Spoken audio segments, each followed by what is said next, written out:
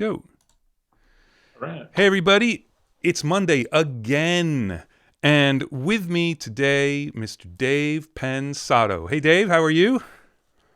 Hey, man, I'm so happy to be here, Andrew. I've had a pretty lengthy, amazing relationship, and my from my end, I think you're the quintessential engineer, producer, good guy, person.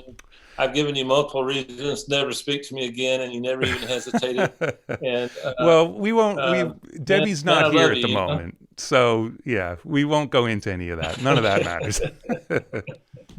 So, Man, I love you, buddy. I'm really happy you're doing this because I think, sometimes, especially because obviously with Pensado's place going now for almost 10 years, which is pretty amazing. You're coming up on 9 years in September, which is Something, nuts. buddy, yeah. Um, you Yeah, you used to do lots of like print interviews and stuff like that pretty much right up until Pensado's place started, and you haven't really been doing a lot since then. Probably just because you're so damn busy. But I probably do more than you think because it's hard to find it now. you yeah, know. well, the Google found me some, but not a huge amount. So, but I got to say, and we'll get to Yeah. all this. You were quite the quote machine going through 90s, early Oh 2000s. my goodness. Some awesome stuff. Yeah. Awesome stuff. I But resurre- like, go ahead. Oh, go ahead. Well, I was just gonna say, We were talking about.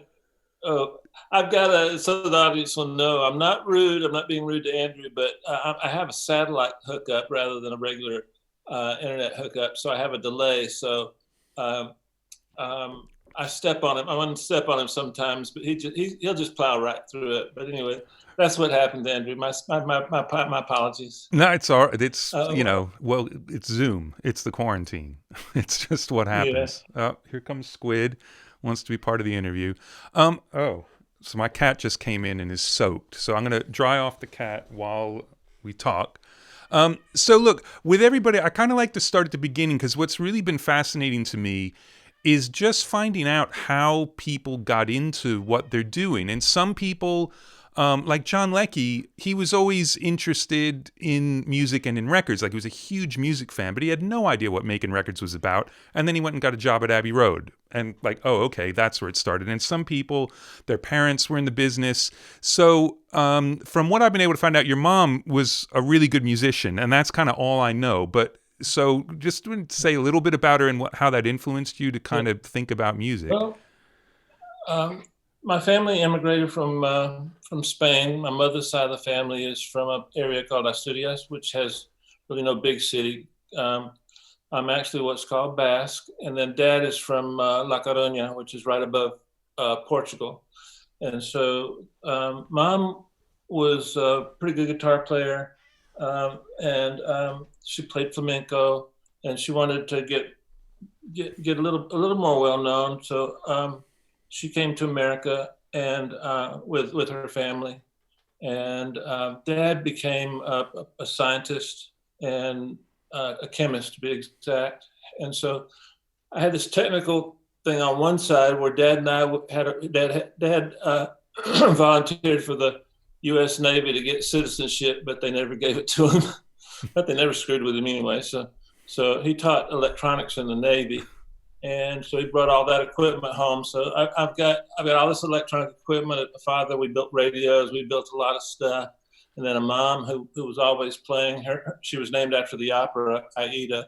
That's how much music was in my Wow. family, and dad went around the house singing Mario Lanza at the top of his lungs. But around probably, you know what, Andrew? I'm gonna give you an answer.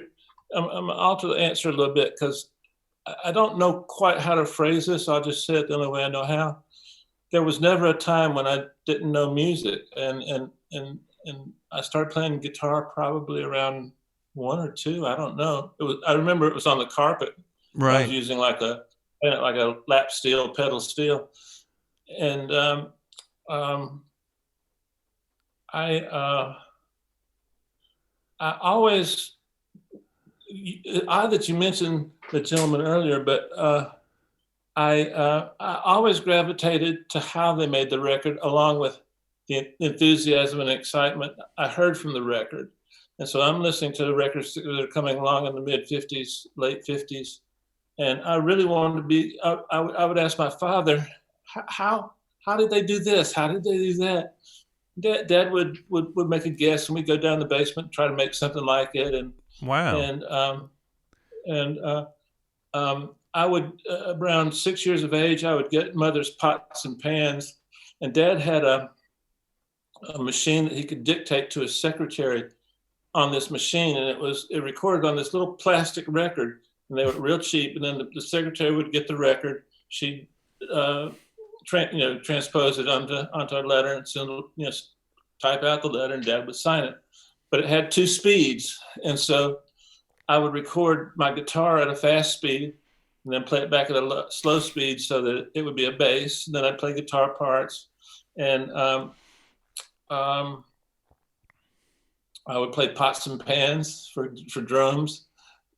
I was doing this around 4 years of age, and by 6 years old, I had a little baby record collection. I probably had 20 45s, if Wow. anybody knows what those are.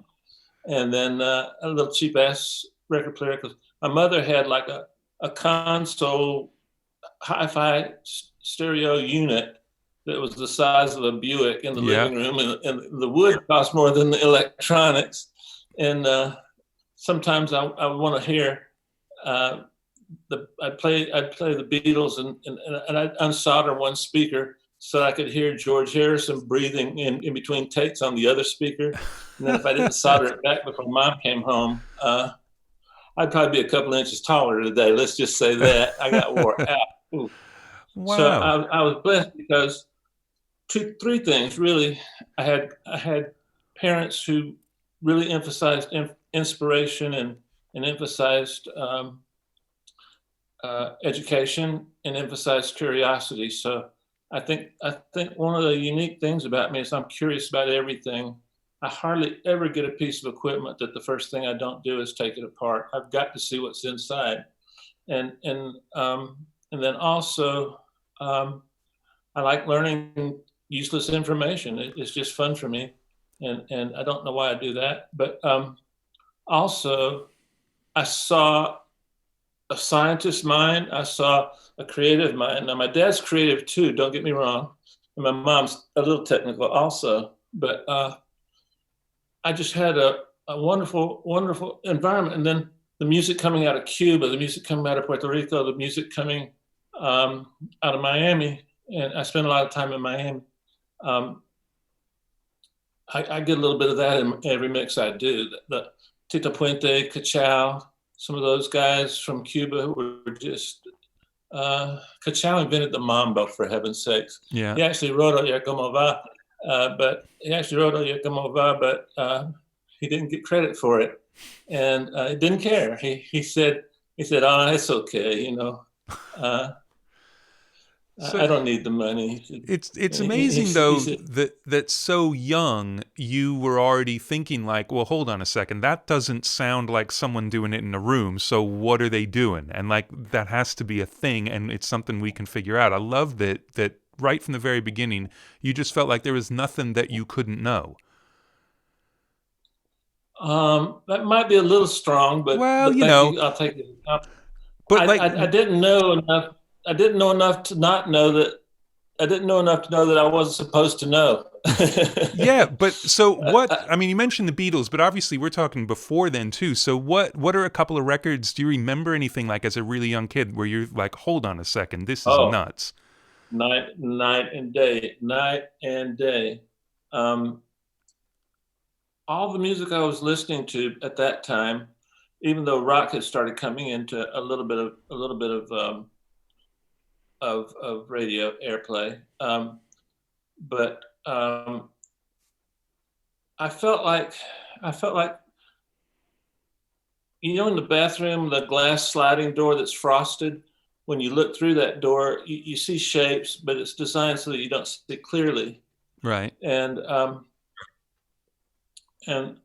I heard a couple of songs by Jimmy Reed, the great blues player, and Delta, and one was called Bright Lights, Big City, and the other one was called Big Boss Man. I think I was 3 or 4 or 5 years old, maybe 6 years old. I can't remember exactly because music blurs you when that's all you know.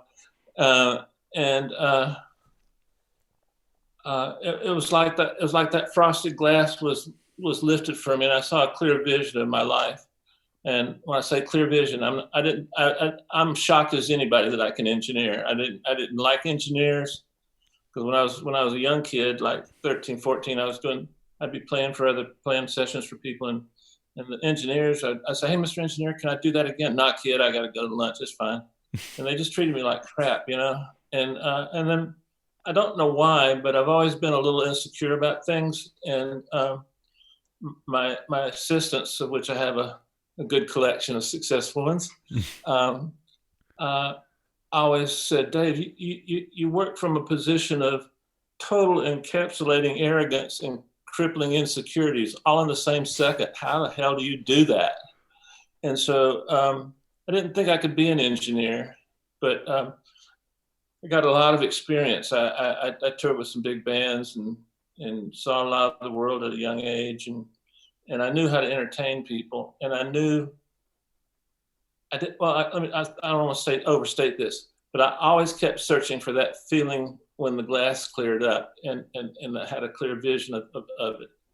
And in Miami back then, there was no FM radio, and AM radio doesn't go very far. So I would catch the atmospheric skip to get it to come all the way back down to me at 3, 4 in the morning. So I got a little transistor radio, and at 2 or 3 in the morning, I woke up and I would listen, and I heard those songs on a station out of Nashville called WLAC, and it was the John R. Show. And before he passed away, I got to tell him, I'll cry probably, but I forgot to tell him how important he was. Wow. To everything that followed.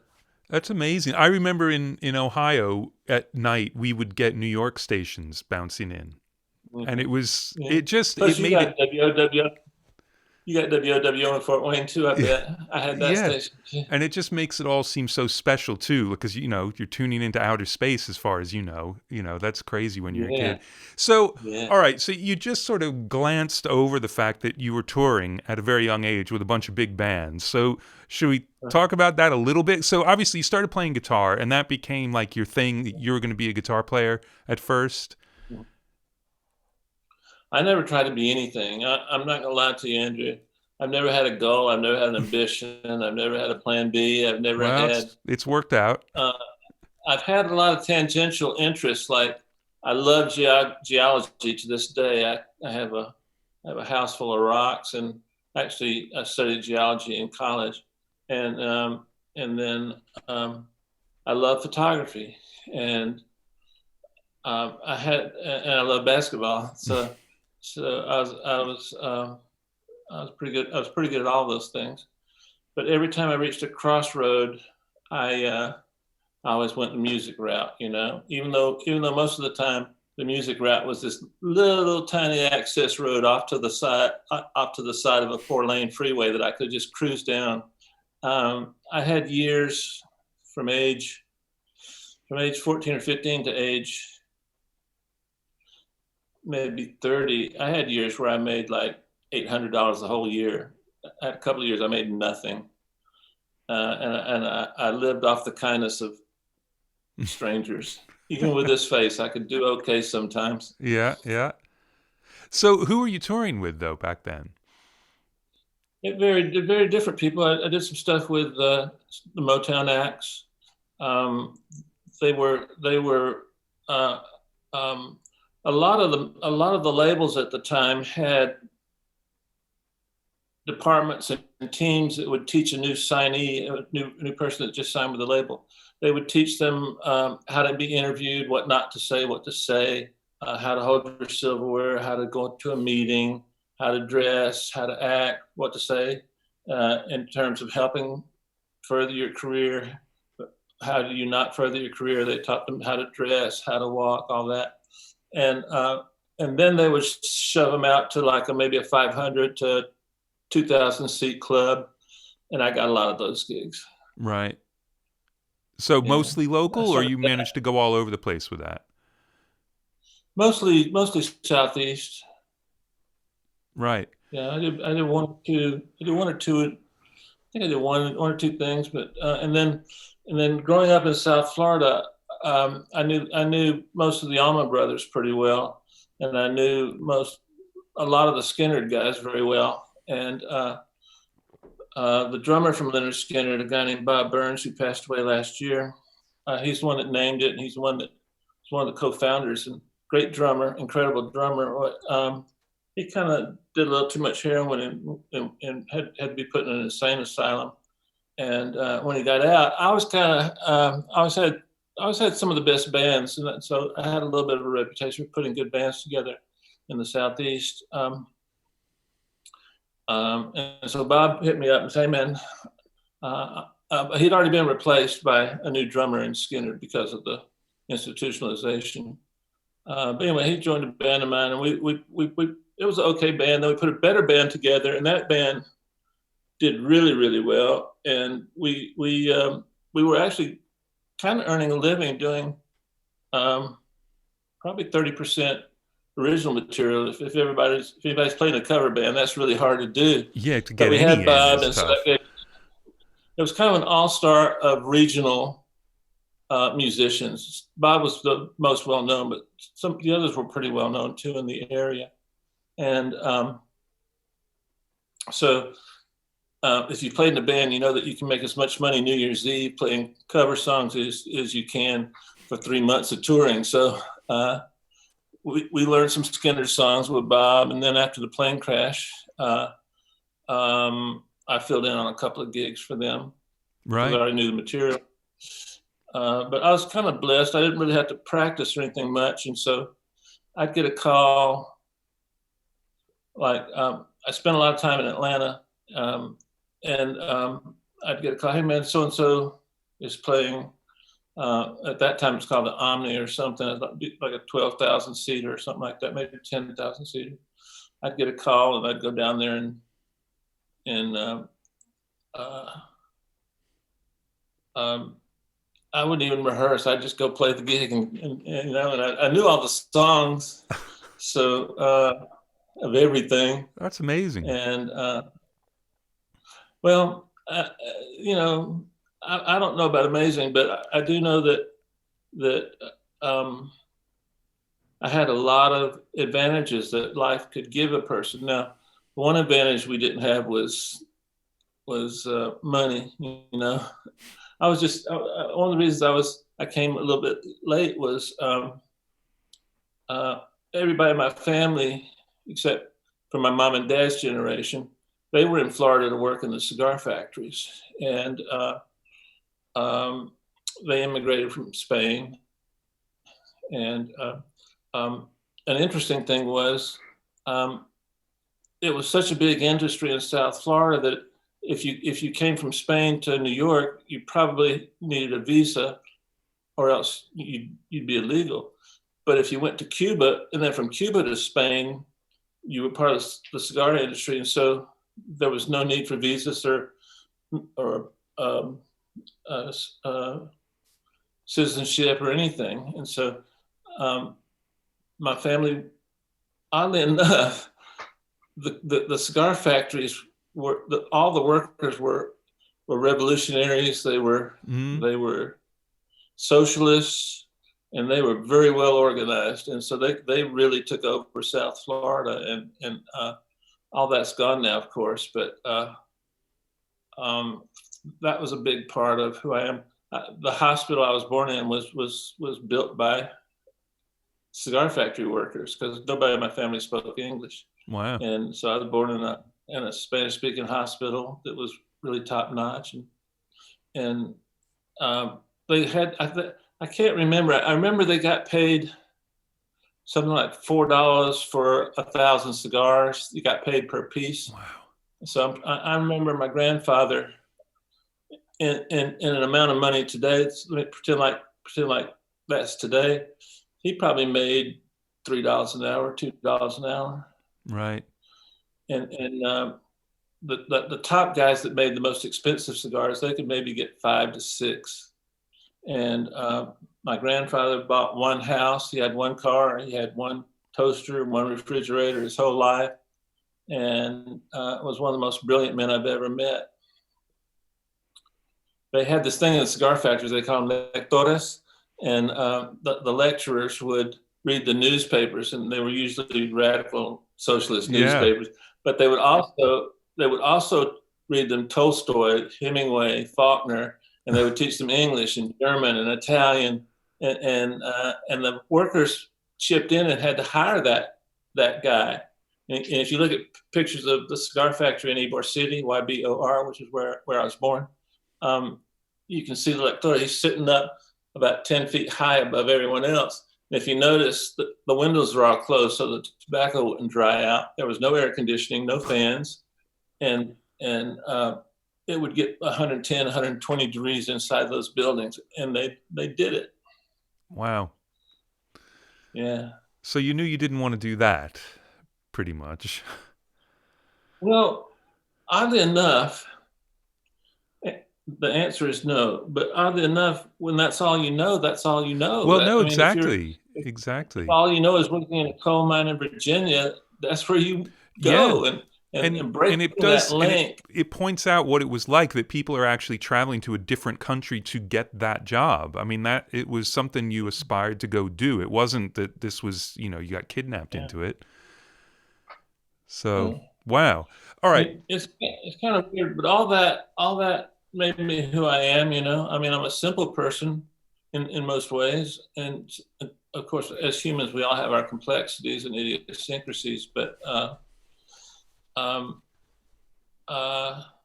don't have a lot of patience with people, but I feel real bad about it. So that's as close as I can come to being normal. I think we're very similar with that.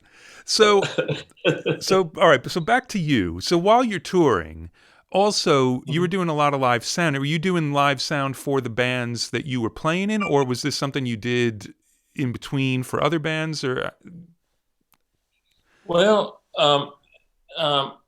there's an interesting thing if you're in a band and you're young. You spend money like you found it. Now, if you find $10 on the street, you go blow it. But if you're doing construction work in 120-degree heat and building roofs at $10 an hour, you spend that $10 completely different than the $10 you found. Yeah. And musicians, anybody involved with creative fields like painters, writers, musicians, we have a tendency to, no matter how smart you are, we have a tendency to spend money like we found it. And so twice in my life, I've been pretty broke, but and you go, what the hell just happened? I thought I had like 7 figures in the bank. And then you realize, you helped your mom, you helped your best friend in high school. Every time you go out, you're the one that gets stuck with the bill for the food, and you bought cars and houses and stuff.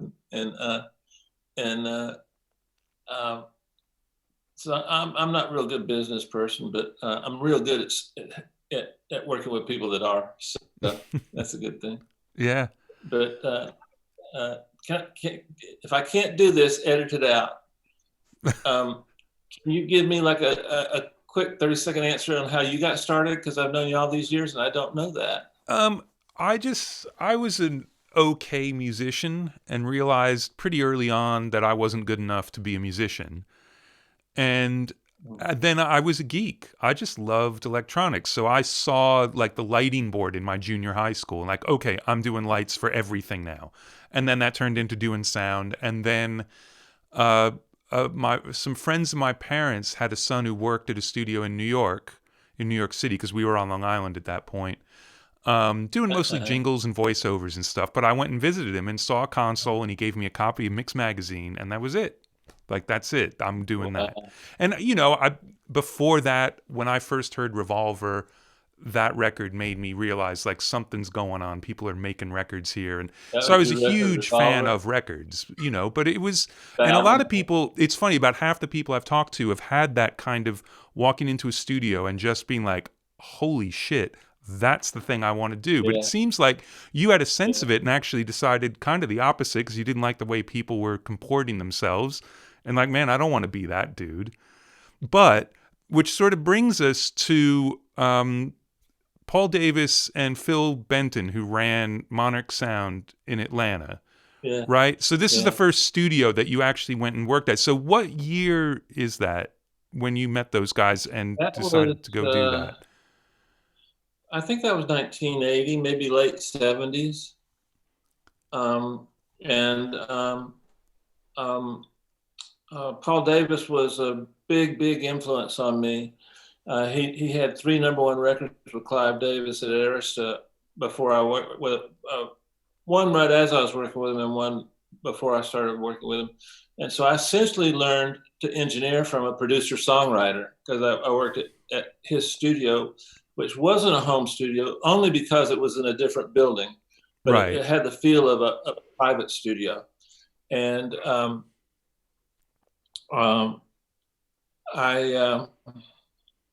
I'll never forget this as long as I live.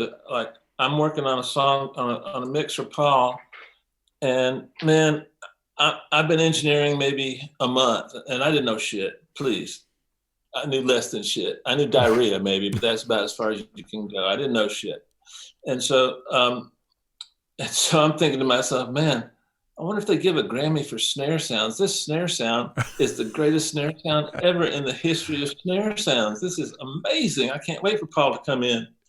So Paul comes in, and he's from Mississippi. He had a real thick accent. He goes, Dave, I like the mix. It's okay. It's pretty good. But that snare sound, and I'm going, yes, he heard my snare sound. I'm so excited, man, you know? And so then he says, Dave, that could be one a really good snare sound and one of the best I've heard, but it's not right for this song. I'm like, what the fuck are you talking about? And he's like, well, let me show you, Dave. So he goes up to the console and flip. It was a Harrison, by the way. Click.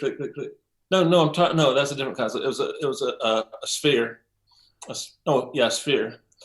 And I heard the playback, and I was like, this is gonna be a little harder than I thought it was, because my snare did not fit when I saw and heard what he had in mind. His snare was part of the song.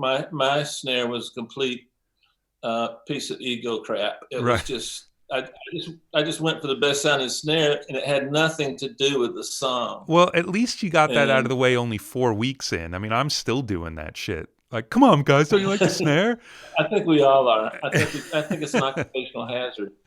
Yeah, absolutely. Now, look, you say, so at that point you had only been engineering for 4 weeks, but I've seen that when you were only engineering for 3 weeks, so it must have been the week before your epic snare sound, that you made a bagpipe record for, as you said, yeah, the greatest bagpipe player in the world. And I searched and I cannot find this record. I got to hear about this bagpipe record. I don't. You know what?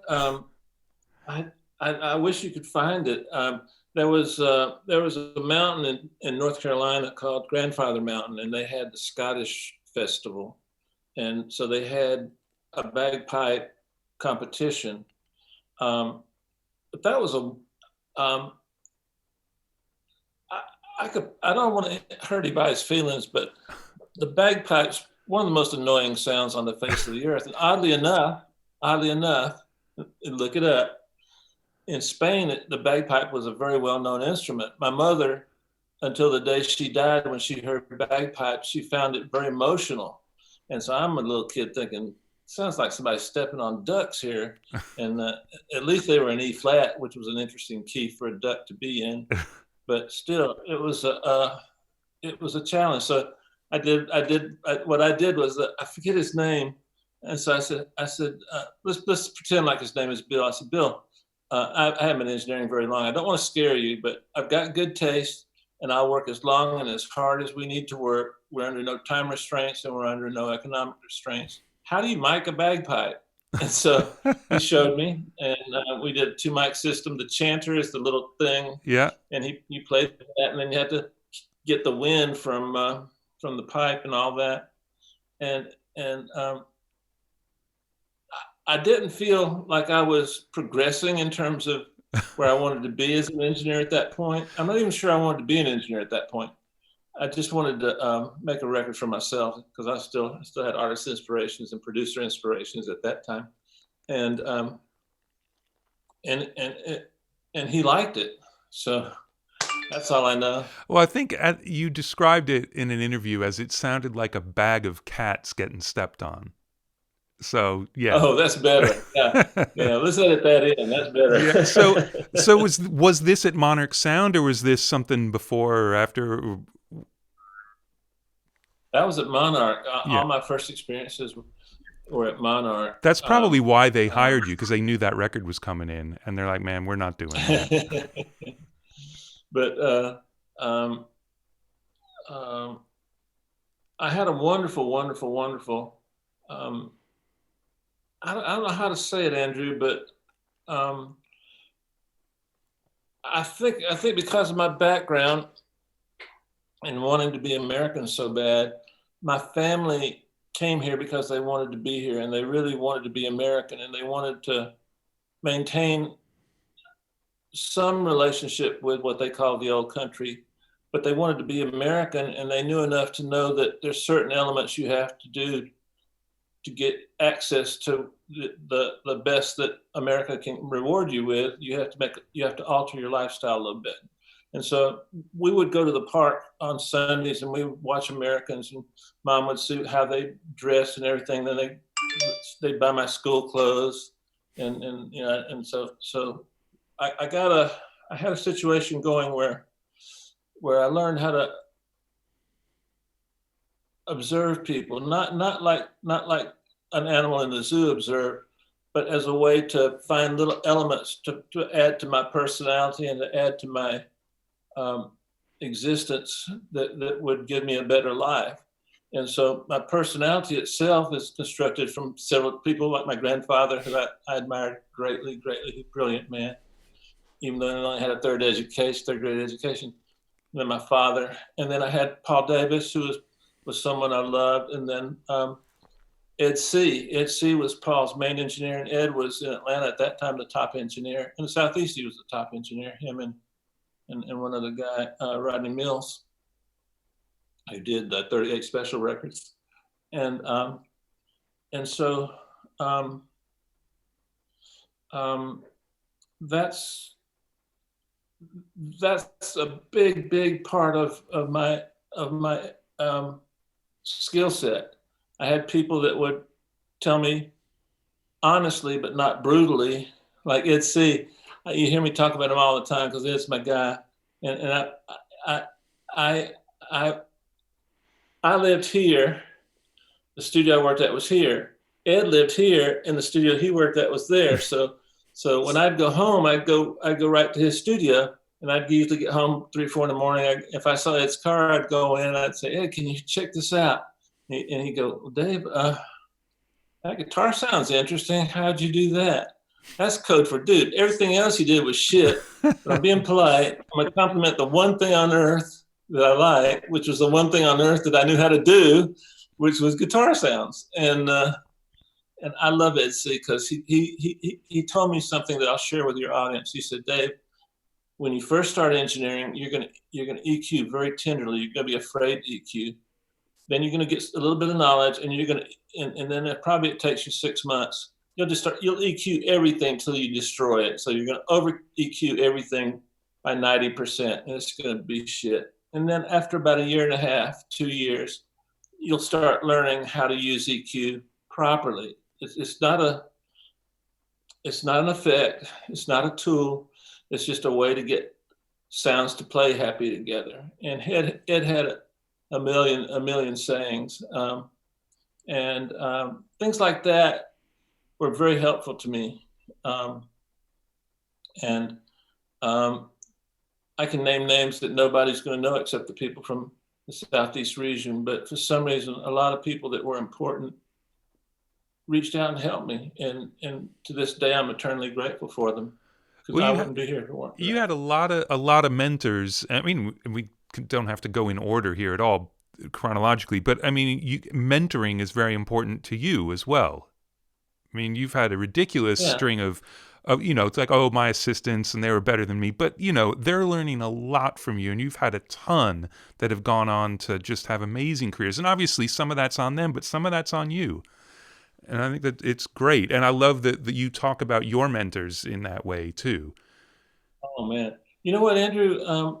I'm not trying to be rude, nor am I trying to be flippant, but I'm not comfortable with the word mentor because sometimes I'm just showing off, sometimes I'm sharing, and sometimes I'm trying Well, to help what's someone a better else. word? Because I know exactly what you mean. That makes it seem like it's I'm gonna mentor you now.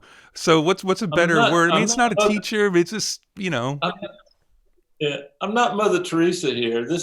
Sometimes it comes from just, man, I bet them little bitches are gonna really freak out when they see what I did on this. I'm gonna share it with them and just blow them away. Sometimes it comes from a bad part, but what I will say is I've always felt in my life a couple of things that if early in my life I understood the concept of treat people like you want to be treated. That's how you can figure out how to treat different people differently.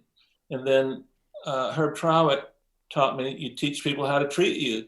So if you teach people how to treat you and you treat people like you want to be treated, that's a pretty good combination right there. And then I always felt like the best way to get something is to give something.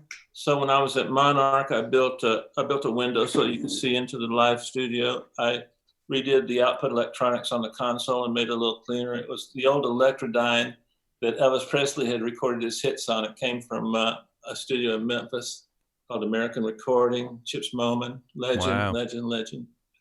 And so I gave as much as I got. Now I don't remember getting paid for anything for about 4 or 5 years, but there were opportunities for me to make money off of some of the things I did. Like I think I got a big chunk of the money from the bagpipe player, Yeah. Well, that I kind was of gonna thing. say that's a real money spinner. But mostly my income came from doing the odd live sound. And when I say live sound, I'm meaning like I'm gonna half your audience is gonna go to sleep right now, but the big PA for me was a Shure Vocal Master, two big columns in a little Yeah. 6 channel mixer, and I did a couple of big rooms, but that was later on. But early on, when you first start your career in audio, your friends go, "Hey, that's Dave. He wants to be an engineer." Then after about a year, they go, "Hey, man, there's Dave. He thinks he's an engineer." And then after about 2 or 3 years, they go, "Hey, man, that's Dave, the engineer." But when I got to Dave, the engineer, everybody started asking me to do their little live gigs. And they weren't big, some of them were 2,000 seaters, but that was a little later on. But I wasn't what I would call great at it. Um, um, I'm not going to tell you who, but because I speak to them still once in a while. But a major band came through Atlanta. They just had a big top 10 record, 3-piece band from Europe, from England. And I was doing live sound for them in about 800 seater. And I don't know what possessed me, but it was a forerunner of things to come in my life and how I thought about things. So there was a spot in the song that I found boring. So I did a drop on the board. So the only thing you heard come out of the PA system was the singer. I almost said the singer's name was the singer and a little bit of the drummer. The guitar amp was kind of low volume. Didn't hear the guitar. You didn't hear bass. And I coordinated with the light guy to drop the lights. And when they came back in, I got a standing ovation from the crowd. Well, the guitar player, who is currently very famous, wanted to kill me. He thought, what the hell who told you to do that? But the lead singer, who went on to make a lot of great records, loved it. That's And hilarious. the guitar player was about big, so I knew I could take him. Right. Well, that's because he was standing up on the stage. He's probably closer. He'd be a little bit bigger. Well, no, I went to the lounge to get my compliments and adoration, and I found the opposite to be true. I love it though. I mean, because it goes to the way you talk about record making to the way you talk about everything. You have an idea and you think this is going to be amazing, and you just do it. You do it. But at the same time, what you were saying earlier about like going to the park and observing people and kind of always being aware of the situation and how you're expected to be in that situation, how you want to be in that situation. Those two things might not be the same, but I mean that combination, and also like you were saying, the complete arrogance and absolutely freaking out at the same time. It's that combination, I think, that makes it so amazing, is that you'll get the idea and you'll just do it. And obviously with the standing ovation, that was pretty amazing. I thought so. I mean, I thought for sure I was going to get a compliment, but music is 12 notes, and those same 12 notes can generate a lot of stuff. And I don't want to get political, but nobody owns the 12 notes. They're out there for all of us to enjoy, and have been for a long time. And I think sometimes, because your profession and my profession has a big technical component, and I love the technical stuff. I love everything about it, but my satisfaction and my ability to judge my value in this world is through my creative side. And I think that every engineer has a different balance between their technical side and their creative side. Now, if you're very technical, you're still okay. I can tell you there's a couple of really top engineers in this world that are very technical, but they're good at taking your rough mix, your demo, and elevating it to another level without destroying the feeling, the vibe, the groove, the emotion of that mix. And so they elevate things, and those engineers I have great respect for. And then there's guys like me. I have a discussion with you. I look you up online. I like to work with a photograph of you so I can see your face while I'm mixing. I like sorry about that. I like to have as much information. Damn it! I like as much information before I start mixing as I can get, and so I might say, hey man, what were the last couple of songs you bought, and not try to mix like those songs, but just get a feel for what were the elements of those songs that I felt when I heard those songs, and how can I put those feelings into your song. And then probably the most important question I've been asking everybody for 40 years is, who do you want to buy this record? And you'd be surprised at the number of people that go, wow, nobody ever asked me that. And I'm thinking to myself, man, if you open a restaurant, you kind of want to know what type of food to make so that the people in your neighborhood want to come buy that food, you know? And so the answer I always get more than any other is, well, I want everybody to buy this record. I'm like, well, I'm not your guy. Right. But I will do this. Let's make a record for the hip hop community, but let's put the edges wide enough to where we can get some of the edgier R&B stuff community and some of the white kid community. And that's the way I've been able to sell more records than a lot of people, given the same quality of song. So by trying to make records that people want to own through my sensibilities, and literally always remembering that feeling I got when I heard Jimmy Reed come through those speakers. Right. If I can't get that, I'll give you your money back, because I'm useless at that point for you. But wow. I can make a record sound good. As you know, that's not that hard. It's the intangible elements in a piece of music that are important. And now more than ever, because we're not making records for people that own $80,000 stereo systems. We're making records for people that use earbuds. We're making records for people that listen on their laptop, on and on and on. And so if you can't reach them emotionally, you're losing half of your ability to get that record to do something. Yeah. I gave you a list of records I enjoyed being a part of, and mixing and helping out with a lot of other things in the record. I chose those because those are records I felt like I got a little bit of Tampa in all those records. I got a little bit of Miami in those records. I got a lot of Jimmy Reed in those records, and a lot of those records have a like the Big Frida Lizzo record. Mm-hmm. The groove in that record is just like hypnotic, you know, and I did that, and I'm as surprised as anybody. A gentleman named Omega, Mike Fonseca, produced the record, and he's brilliant. He's brilliant. He's Puerto Rican, and he's brilliant at grooves. And so I had an easy job. But that's kind of my philosophy now. I think we need to focus on the things that can enhance the performance first. So you can take in Pro Tools' clip gain.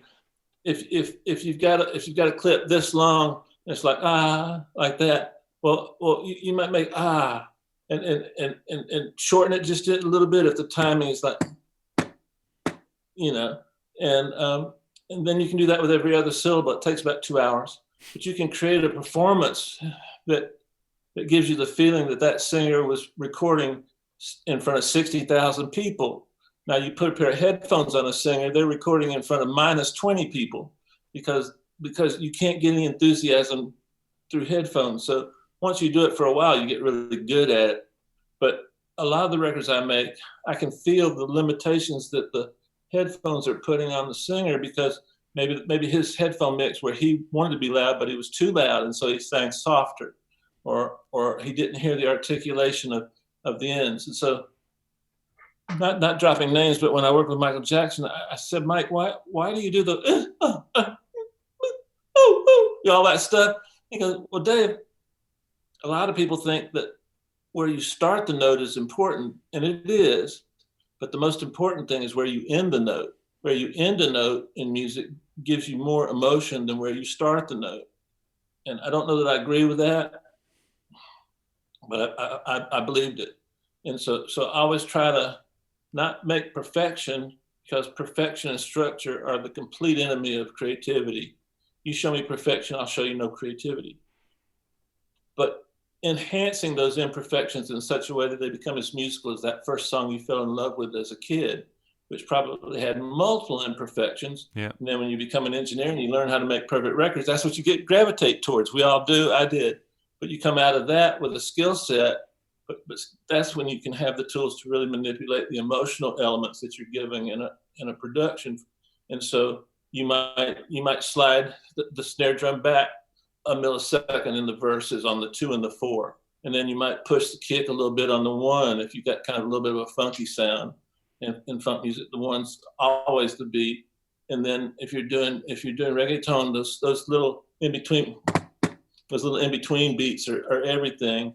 And then we're getting a lot of West African music influences, like One Dance by Drake. Brilliant project, brilliant mix by Gadget, one of my favorite engineers.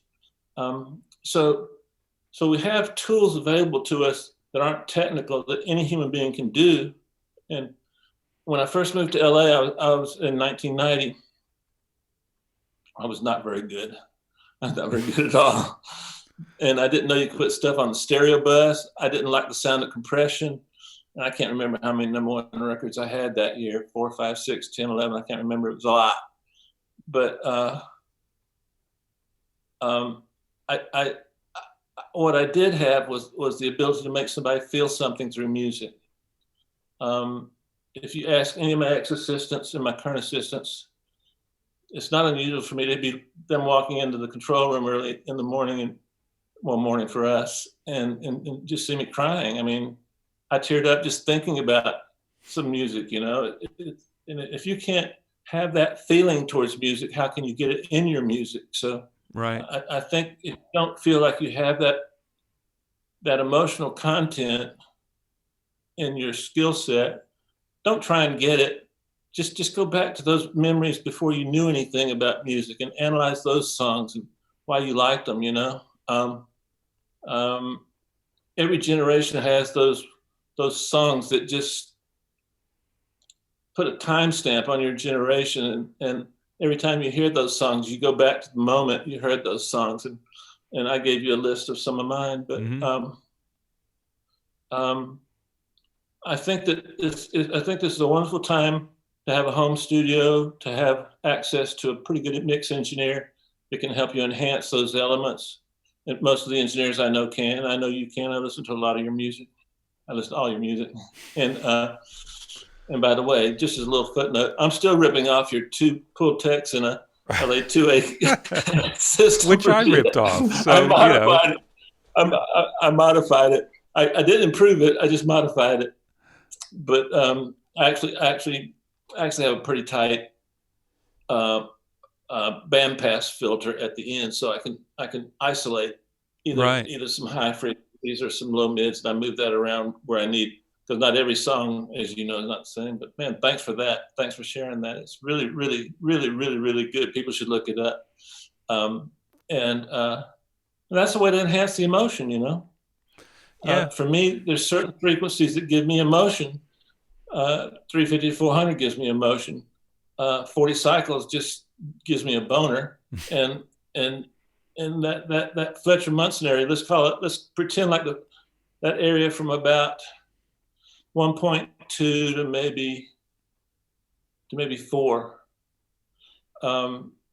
You add that into anything, and it gets louder without necessarily getting louder. Yeah. And so I'm of the opinion that if you hear one of my mixes, you're going to have to make a decision. You're either going to have to go, this is killing my hearing. I won't be able to hear it like as I age. I'm getting away from this song. That's acceptable for me. I don't want anybody that doesn't like mid-range to listen to my records, because that's where the emotion is. And then the top end gives you a sense of quality, a sense of kind of old-time one singer-songwriter emotions, you know, because it was a purity up in the top end back then that made you, that you got drawn into Cat Stevens, you got drawn into these amazing guys. And then that low mid knock, a lot of people take it out, but if you listen to Jason Joshua, Manny American, they're brilliant at putting that frequency into the process, and it gives a roundness to the bottom end. If I say this, if I say here's an EQ curve, and this is the low end, this is the top end, and here's volume, here's frequency. Did I turn the low end? This is the low end. Did I turn it down, or did I turn the high end up? You don't know. You can't tell, because you just can't tell. So if turning this down makes this go up, use that as a tool. Yeah. So if you want to put more top end, I love top end in mixes because it gives me the opportunity to have clarity, depth, and a certain type of feeling. But I can't use the top end I want until I enhance the low end. So it's a wonderful, wonderful puzzle, because I love both. So my mixes tend to look like a smiley curve with a volcano in the middle. Yeah. Nice. And so I'm talking louder and faster because I get enthusiastic about these concepts, because they're not hard to understand. They're hard, maybe might be hard for you to initially feel, but put on your favorite record, and then put on your record and listen for those elements in the mix. And usually that's what I'm missing at some point in the mix. I have to get a little radical, and oh man, did I piss the little cat off? He left. I thought I was trying to be good. No. Well, the first one's asleep on the couch back here, but that's. Oh, okay. Well, at least I got one left. So that's sweet. Yeah. He's asleep. Mole will be back. He'll be back. He just came in. He's all wet now. He's got to go eat. But I'd love to hear your thoughts on that, if you don't mind. Yeah. Look, I think I love the happy face EQ with the volcano in the middle. That's awesome. I think that, yeah, I mean, and you're a genius at the low end, because there's probably 20 times a day I'm looking around trying to figure out what to do with something in the low mids, more like the 200 range. And it's like, okay, I hate the way this sounds, and I love how it sounds. I want it to be different. Like, I want it to be super loud, but not be there at all. Like, I can't ever get it. And you've got this great way of getting through there. But I was just thinking while you were talking about kind of the response, and especially the mid-range thing. And I think part of it is just the way human hearing has evolved. I mean, that range from 1K to 4K, that's the resonant frequency of your ears. So it's almost like anything outside of that range, your brain uses environmentally. That's like, what kind of space am I in? Is there thunders? Am I getting chased down by some bison or some shit like that? But that mid-range is where all the information is coming. That's where speech is. That's where the noise of animals that are near you. So, like, just from an evolutionary way, there's so much information that's got to come out of there. And then everything else around it just tells you, like, well, hold on a second, where am I while I'm listening to that mid-range kind of thing? And it's a really interesting way to think about it that I just made up, and it's probably totally wrong. But no, I think you're 100% right. I think that one of the last things I learned, and I learned this kind of on my own. Well, maybe not, but years ago I learned that when you have, like, say, 2 or 3 different sound sources, like maybe you have a bass, a guitar, a kick drum, and a Hammond B3. Well, there's going to be frequencies that overlap, and now, when we want this frequency to be heard more, we turn it up. Then that creates more problems than it solves. Why not pull the overlapping frequency down a little bit? And I swear to you, this one will have the same exact effect that it goes up. There's a plugin, if you want to learn, try and get your hands on Isotope low-end focus. And I use it on every mix, not because I couldn't do it by myself, but it does it quicker than me. So it'll actually find those elements in your stereo mix, and it'll take care of that problem for you. But once you do that, solo it, and you can see where the problem was with that, right. with it, and then you can widen the amount of area where it can affect, and you can see how the sound changes, and you can see how the frequencies change that you're working with, and it's a great tool to learn. I love tools.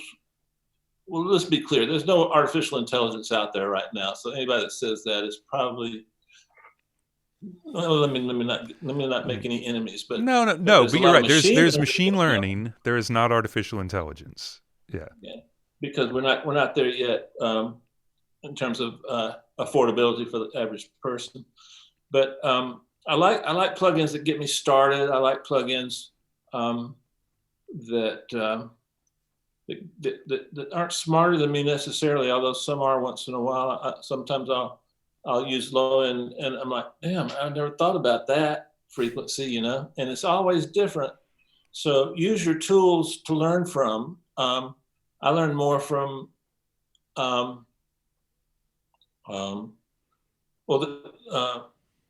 don't know how to say it without sounding like an advertisement, but go on. I came up with a plugin, and what I did was, some of the frequencies are like 400 to 6K or something.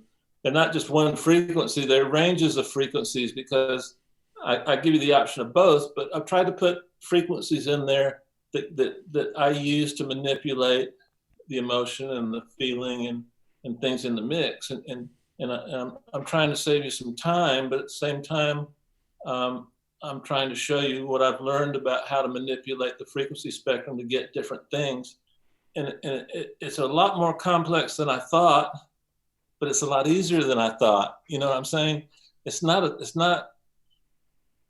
beyond anybody's capability to take a quality plug-in. It doesn't have to be expensive. Park that plug-in on say 270 cycles, and then pull it down a medium narrow bandwidth, and pull it down 5-6 dB. Start at about 400 cycles, and just slowly sweep that. And there'll be a spot when you hear in your mix, just the low end comes alive, the snare gets louder, and the kick gets more pointed. You're like, how did that happen? And to this day, I've been doing this 30 years. That technique, and I still look at my sisters. I go, yeah, huh? Right, yeah, man, you believe that shit? I go, Dave, I believed it 2 years ago, and I still believe it, man. Right. Come on, you're like a broken record, which I am. But I get excited, and so try that for me, and experiment with the width. Experiment. And now when you find that frequency, bring it back up as much as you can until it starts giving you less of what you want.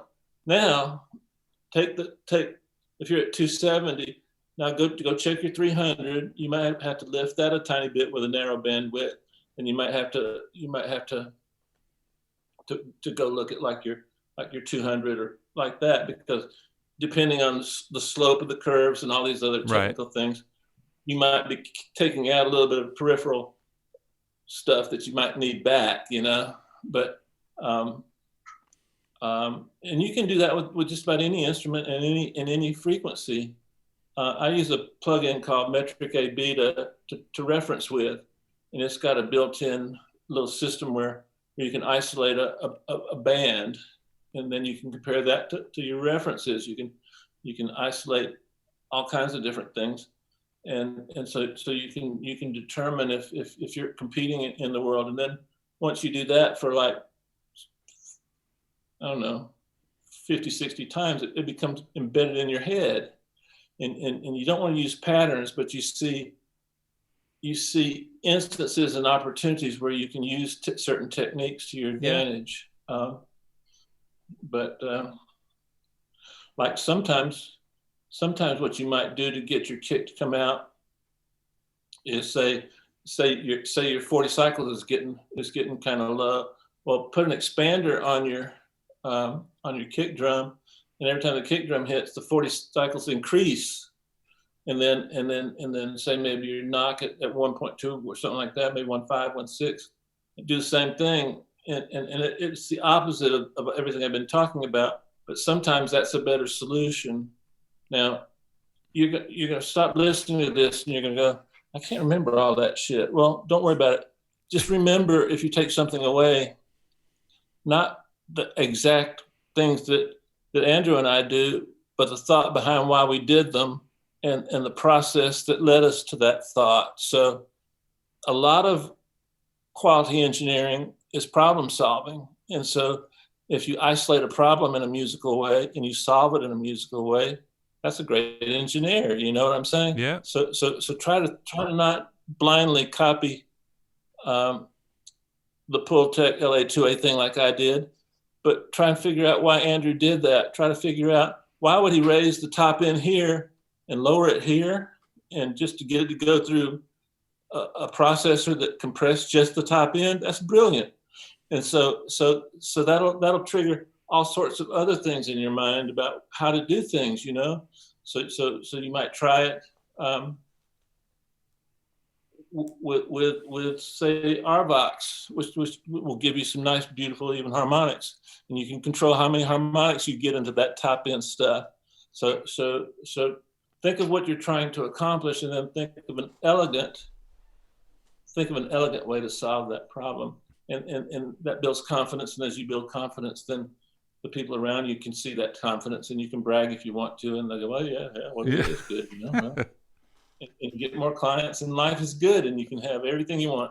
Everything.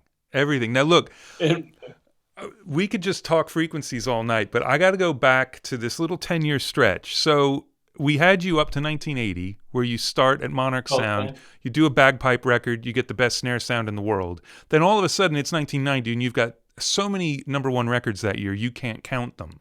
So let's just hear a little bit about that 10-year sort of journey in Atlanta before you decided it was time to go to LA. Because I'm curious, because there's not a lot out there about that. I mean, were you just plugging away making records, or you weren't at Monarch the whole time? I can't imagine you were there for 10 years. No, I was at Monarch for 5 years. Actually, my time scale was off. I got ahead of you. Paul Davis, I was with from early on. That particular moment came at another studio that Ed C worked at called Web 4, and so we're up to what now?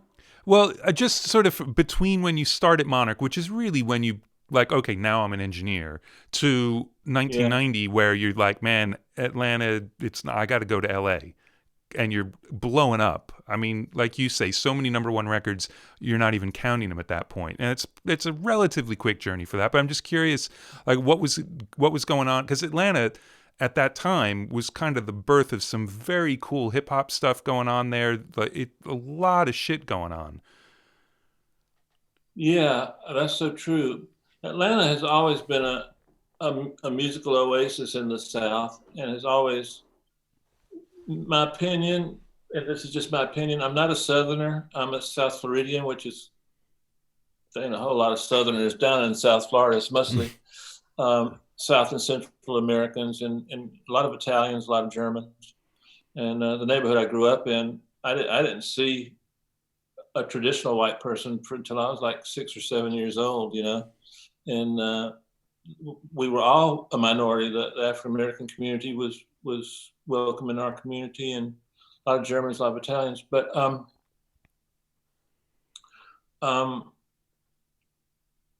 talk for a minute. I lost my train of thought. That's all right. We're just going back to Atlanta being kick-ass, basically, and spawning music. Yeah. But there was so much music, and the beauty about the South was the emphasis on feel. Well, it wasn't just the South. Like the West Coast had the Wrecking Crew,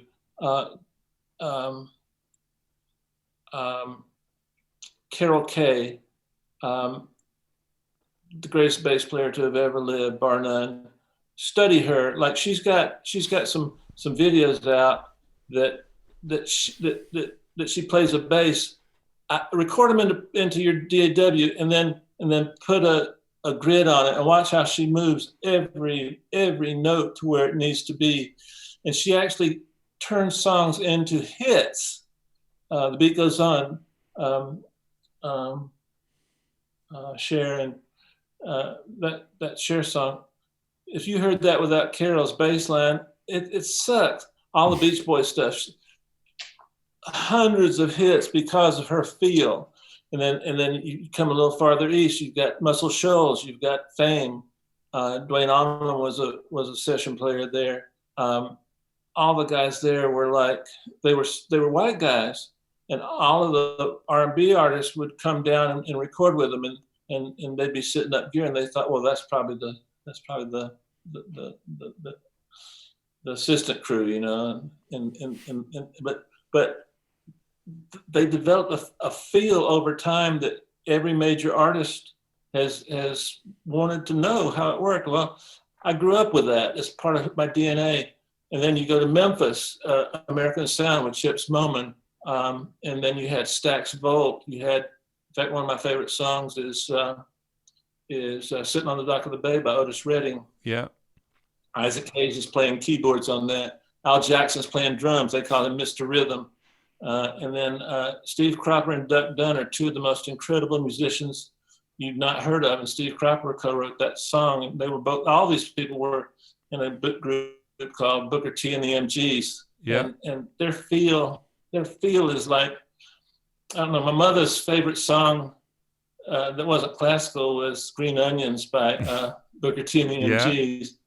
And so Atlanta was part of that, and that was centered around a guy named Bill Lowry. He had a studio called Southern Tracks, and the original Southern Tracks was called Southern Tracks because it was next to the railroad track.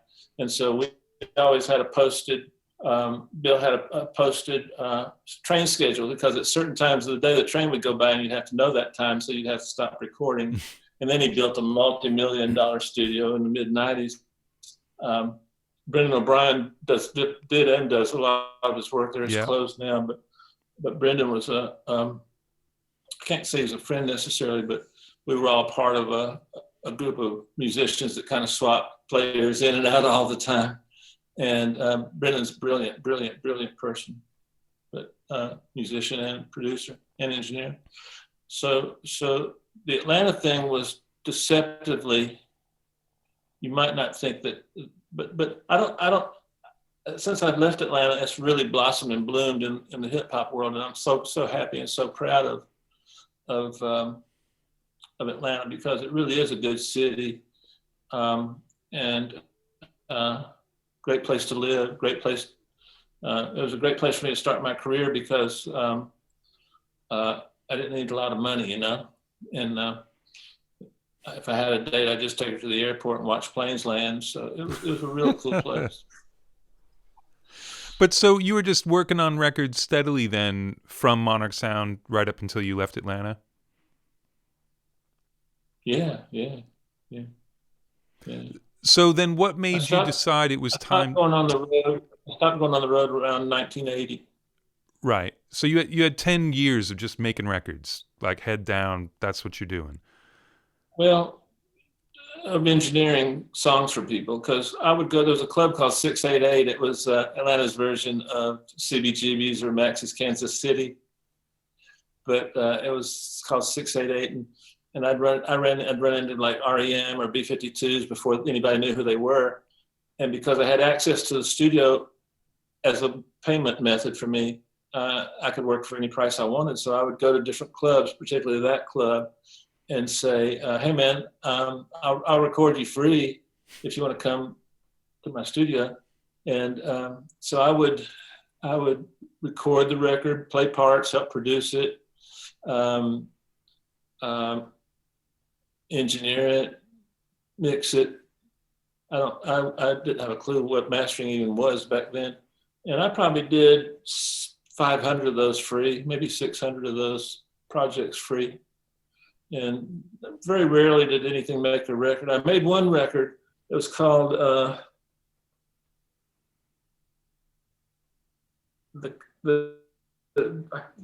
label was a gospel label, and it was an African American church.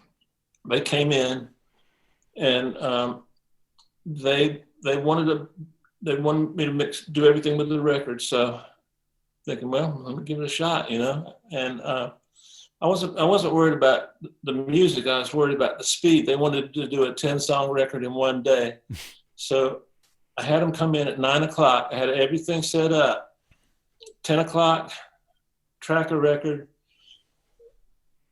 kind of touch up the production, mix it.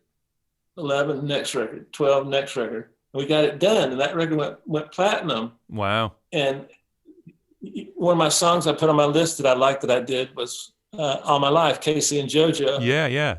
And Casey's family was on that record. It was called the Haley Brothers, the Haley Singers. Wow. Something like that.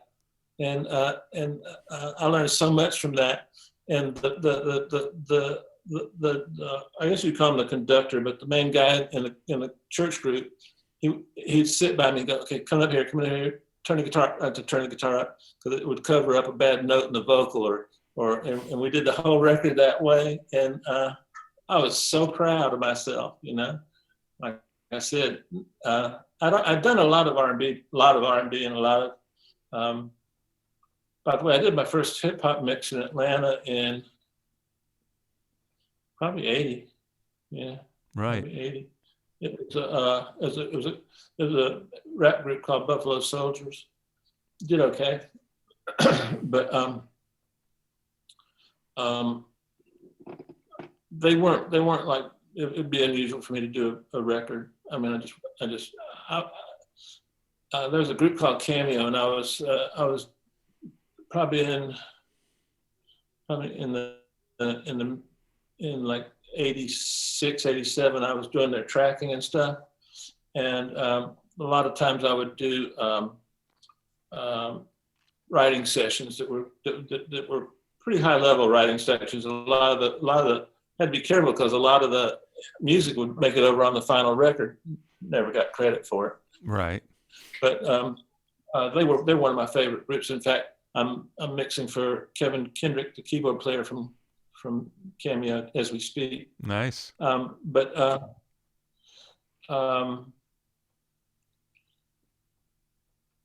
It was a different time, Andrew. You know, I try to be careful when I give advice to tell people. I don't give advice actually because I'm too stupid, but I'll share an opinion with you and you can convert that to advice. But you always have to filter any advice or any opinions you get through who you are, the time period that you're from. So if you're 18, you would interpret the advice different than if you're 25. And so some of the things I'm saying have to be, well, all the things I'm saying have to be filtered through who you are and your sensibilities and what you want for your life, you know? So if you're a producer, you would filter what Andrew and I are saying differently than if you're an engineer or if you're an artist. And if you're all three, I advise picking one. It's hard to do all three. But I think to have a broad skill set is a modern thing. But the way you get good at everything is first mastering one thing, and in mastering that one thing, you simultaneously master them all. So focus on something, but broad. Keep your curiosity and your taste range widen, because it might be like I had a situation where I always taught my assistants to do more, and I had an assistant, and I wanted him to learn how to use an SBX 80, which is a sync machine back in the 90s, and then how to work an MPC 60, how to work all the different keyboards, and a major client came through and had a problem, and my assistant fixed it just instantly, and then went on to get hired by that particular client, and now he's worth millions. So in like your experience has been the same as mine. And how many times do you hear one of our buddies say, "Yeah, well, you know, the assistant didn't want to come in on Easter. I came in. That's how I got the gig with Bruce Springsteen." Yeah. Yeah. I mean, the way to be in the right place at the right time is to be everywhere all the time. So that's it. Be ready to go. Don't ever feel sorry for yourself, and be happy that the trip is hard, because if it wasn't hard, there'd be too much competition, and some of that competition is going to be better than me, you know? So let's keep the rest of the world kind of dumb about this. So, all right, but so let's just to sort of finish out the Atlanta chapter. I mean, you're being sort of humble about what you were working on, and it was just some songs and stuff, but obviously you're working on some major stuff to get to the point where it's like, all right, I got to go to LA. So just a little bit about your decision to move to LA and that you were ready to do it. And I'd love to hear a bit about that. Well, I hate to do this again, but I actually tried to go to London first, because I didn't stay long. I made it about a week, because I didn't really think it through correctly. I had enough money to get a round trip ticket, and about enough money to live for about half a day when I got there. Perfect.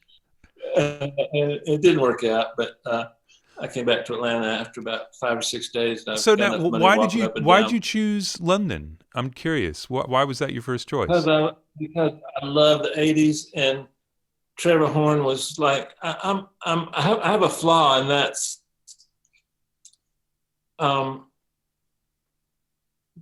the people I admire musically, I really admire, you know, not in a sexual way, but it's pretty close. I love being around creative people, and most of the people I'm around are definitely more creative than me, and definitely the word better has no meaning, but like there's been people, I'll name you quickly, of course, Steve Lillywhite, Hugh Padgham, those kind of guys. But my guy in the '80s was Trevor Horn. Yeah. When I heard when I heard ABC, that group, one of the first groups he produced. And by the way, he was in a group called the Boggles, which was the first video ever played by MTV. Video Killed the Radio Star. And he's also Trevor. I was just going to say, my favorite little piece of like prog trivia, he's the only person other than John Anderson to sing lead vocals on a Yes album.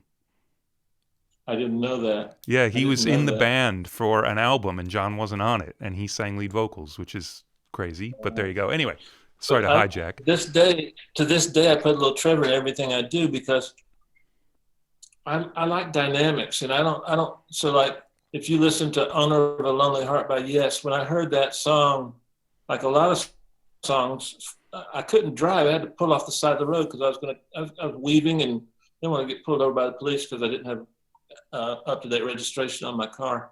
And so I pulled off, and it took me a minute just to get back to the real world. It just blew me away.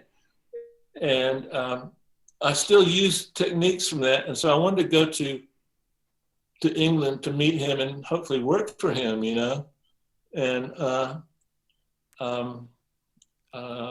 it didn't. I'm not going to get too deep into it, but it didn't work out. And through no fault of anybody's, but just the way things work. But on "Honor of a Lonely Heart," you hear da da da da da, and that is like so loud. Yeah.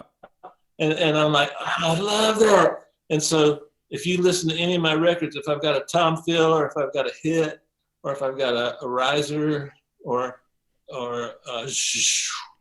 it's loud. It's loud because I want to get your brain away from the hypnotic nature of the track. Yeah. One of my biggest influences as a mix engineer, and you're gonna laugh, is Duane Allman. Duane was brilliant beyond what you'll ever know. We would listen to Coltrane records and Miles records, and we wore out Kind of Blue and Favorite Things. But anyway, I asked Duane, I said, first of all, he got the ideas from Jesse Ed Davis, who was Taj Mahal's guitar player. And the song was Statesboro Blues. And so I asked Duane, like, man, those licks on Statesboro Blues, wow, they're perfect. And he goes, well, what I was really trying to do was when Greg, his brother, was singing, he wouldn't play anything. But if you had a little gap, he'd draw your ear back to the music and then drop you back off to Greg. So I use that concept in a lot of my mixes, where I have an interesting, to me, thing happening in between parts of the vocal. I might fill it with a delay that comes back into the vocal, or if the song's da da da da, I might put a delay of da da da da. Well, that takes you back into the vocal, and you can do that in like a little, like half a bar. Yeah. So those two things I incorporate in everything I do. But the 80s were, as a guitar player, I'm gonna piss off some people, but I felt like I was being limited on the amount of things I could do with a guitar when I heard a synthesizer. And so, a lot like yourself in your career, in the beginning of the 80s, I would go to record stores, equipment stores, and I would repair their used equipment. And that's how I made money to live on. And somebody gave me an ARP Odyssey to fix, but never picked it up. And I heard sounds I never heard before, and I liked it.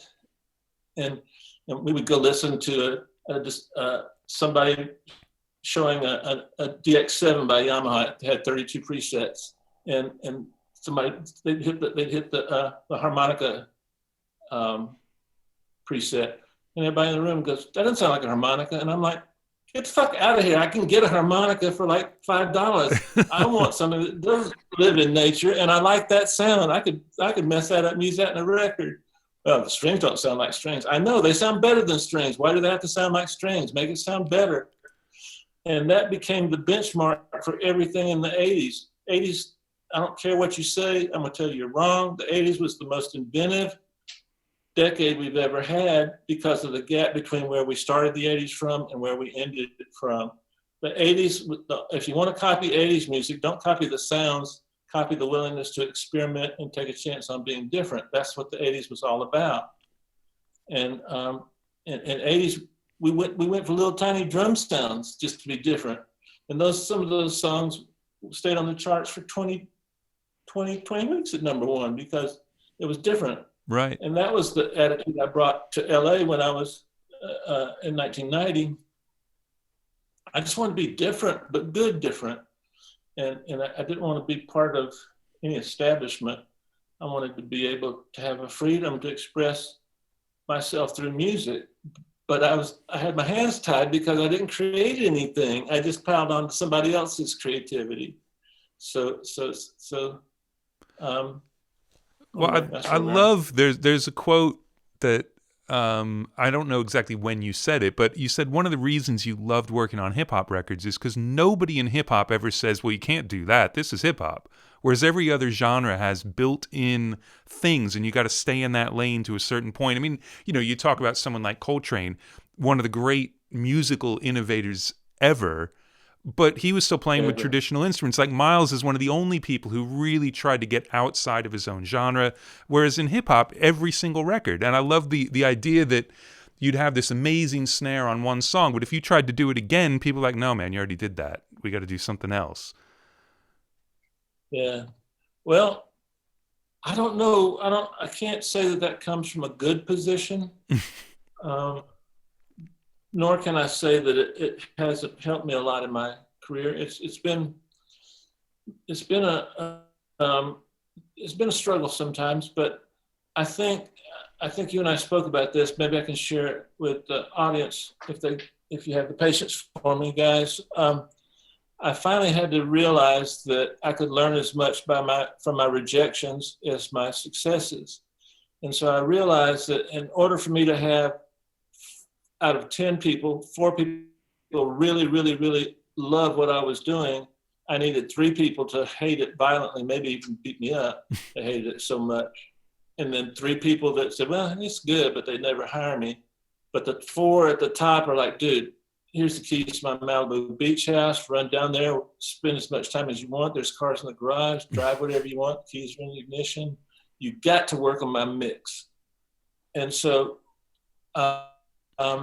I've been blessed. I don't get too many rejections, maybe 2-3 a year out of 200 mixes a year. But we find a way to make it work. I'm not a jerk, but I think learning how to determine your growth and your abilities as a creative person, you have to learn how to interpret those bottom 4, not the middle guys. They're a waste of time. But without the bottom 4, you can't get the top 4. Vincent Van Gogh said, never trust the time you're without difficulties. And that's so true. Once everything's smooth sailing, that just means you're average. Another word for average is mediocre. So right. You have to be comfortable on the edges. And I'm not. I mean, I'm a Spaniard. You don't like my shit, you got to die. I mean, there's no other option for me available. And then my assistants talked me down off the ledge and, Dave, that's what you're supposed to do. Remember, that's what you taught us. So it's hard. It's hard for me to this day. But that's kind of been the way I've approached things. Probably more metaphorically than reality-wise. But I think that's a good way to live, And so the 80s was just perfectly made for me.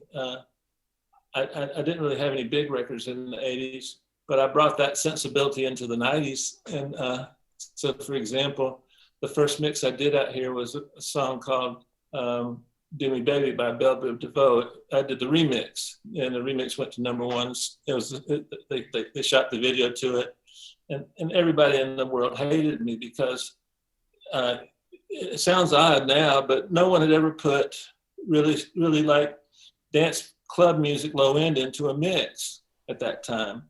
Mixes were samples, and the samples kind of lost a little low end. And nobody was trying to like brown note you. You know what I'm saying? They were just they were. By the way, a brown note is a note so low that it'll give you a bowel movement, supposedly. But anyway, so I hear hip hop out of New York, and I'm like, oh man, I love the mid range. It's just so emotional and raw, and there's flams and there's movement, and it's just, I didn't understand hip hop per se. I understood music real well, and I wanted to be a part of that music.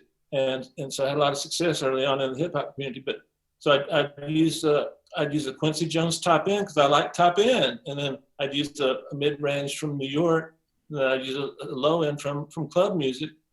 And man, so I got accused in print of destroying R&B by putting hip hop loops in it. Well, that's how you know you're doing something right. And hip hop is saying he's running hip hop. He's like gentrifying hip hop. And I'm like, man, I just want to hear something come out of the speakers that I like. I mean, is that so mean? And so that happened to me a couple of times in my career, but it wasn't intentional, nor was it meant to be anything other than I like those elements. I wanted to get them in the music, and so it was a massive, massive, massive success. And then I did it again with another song called "Thought It Was Me," and then Coolio and I got on a run. We really got hated. But so basically, you got to L.A. Is that where when you met Herb? Was it right away, or did you know him before you came out? Right away. Right away, because then he's the one who hooked you up with Belle Biv DeVoe's producers, right? Wolf and Epic. Kinda. I was living in my car, and I didn't look at it as a bad thing because I wasn't poor. I was just broke. You know, poverty is a social thing, and it's a mental thing too, but it's mostly a social thing. Well, I could go out and earn a living. I just didn't want to. I wanted to do what I came here to do. And so I ran out of money pretty quickly about the first day. You weren't good at budgeting. Let's put it that way. No. And so I would take a bus to different studios because I being the idiot that I am, I wanted to see all the famous studios, and I knew how to get in. And so I got into a studio called Skip Sailors, and Herb was there talking to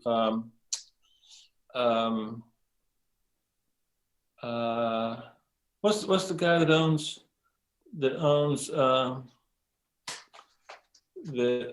owns Island Records? Chris Blackwell. Oh yeah. And so I think he was talking to Chris Blackwell, somebody like that, we exchanged information, and I gave him a phone number for the sax player from Cameo's band. It was his girlfriend, and he said, "Hey man, if you go into LA, look up this girl." So that's my only person I knew was her. And so when I called her up to see if she'd let me stay there, she said, "Hell no, but I'll take phone calls for you." So I go down to Herb's office. We go down to Island Records, and Herb, not Island Records, but Skip Sailor's studio, and the vice president, Kevin Fleming, I remember the day well, was down there, and Herb was pitching a band that later got signed, and then Herb had never heard anything I ever did. He didn't even know if I was good or not, but we tell a different story. My story is accurate, his isn't. But this is accurate on both of us. He'd never heard anything I did, but he just thought I was good. And so we went down to Kevin Fleming's office, and Kevin said, well, if, Herb's selling me, and Herb's managing me at that time, and Herb's selling me. And he said, well, man, boy's that good. I just got this production from Wolf and Epic. It's a song called Now's the B Turn by an artist named Laquan. It's, maybe he can mix that. And so I met Wolf and Epic. I can't remember if I did the mix or not. I did a mix, but I don't remember if it was the mix. And so then the next thing we did was the remix to Do Me Baby, because Ricky Bell was singing on the Laquan record, and rest was history. Yeah, and you exploded. And I'd been here 2 weeks. Wow. Amazing. Maybe 10 days. And then you were basically just on fire from then on. You have no idea. Because within about a 2 or 3 month period, I had, I did a Ralph Tresvant record.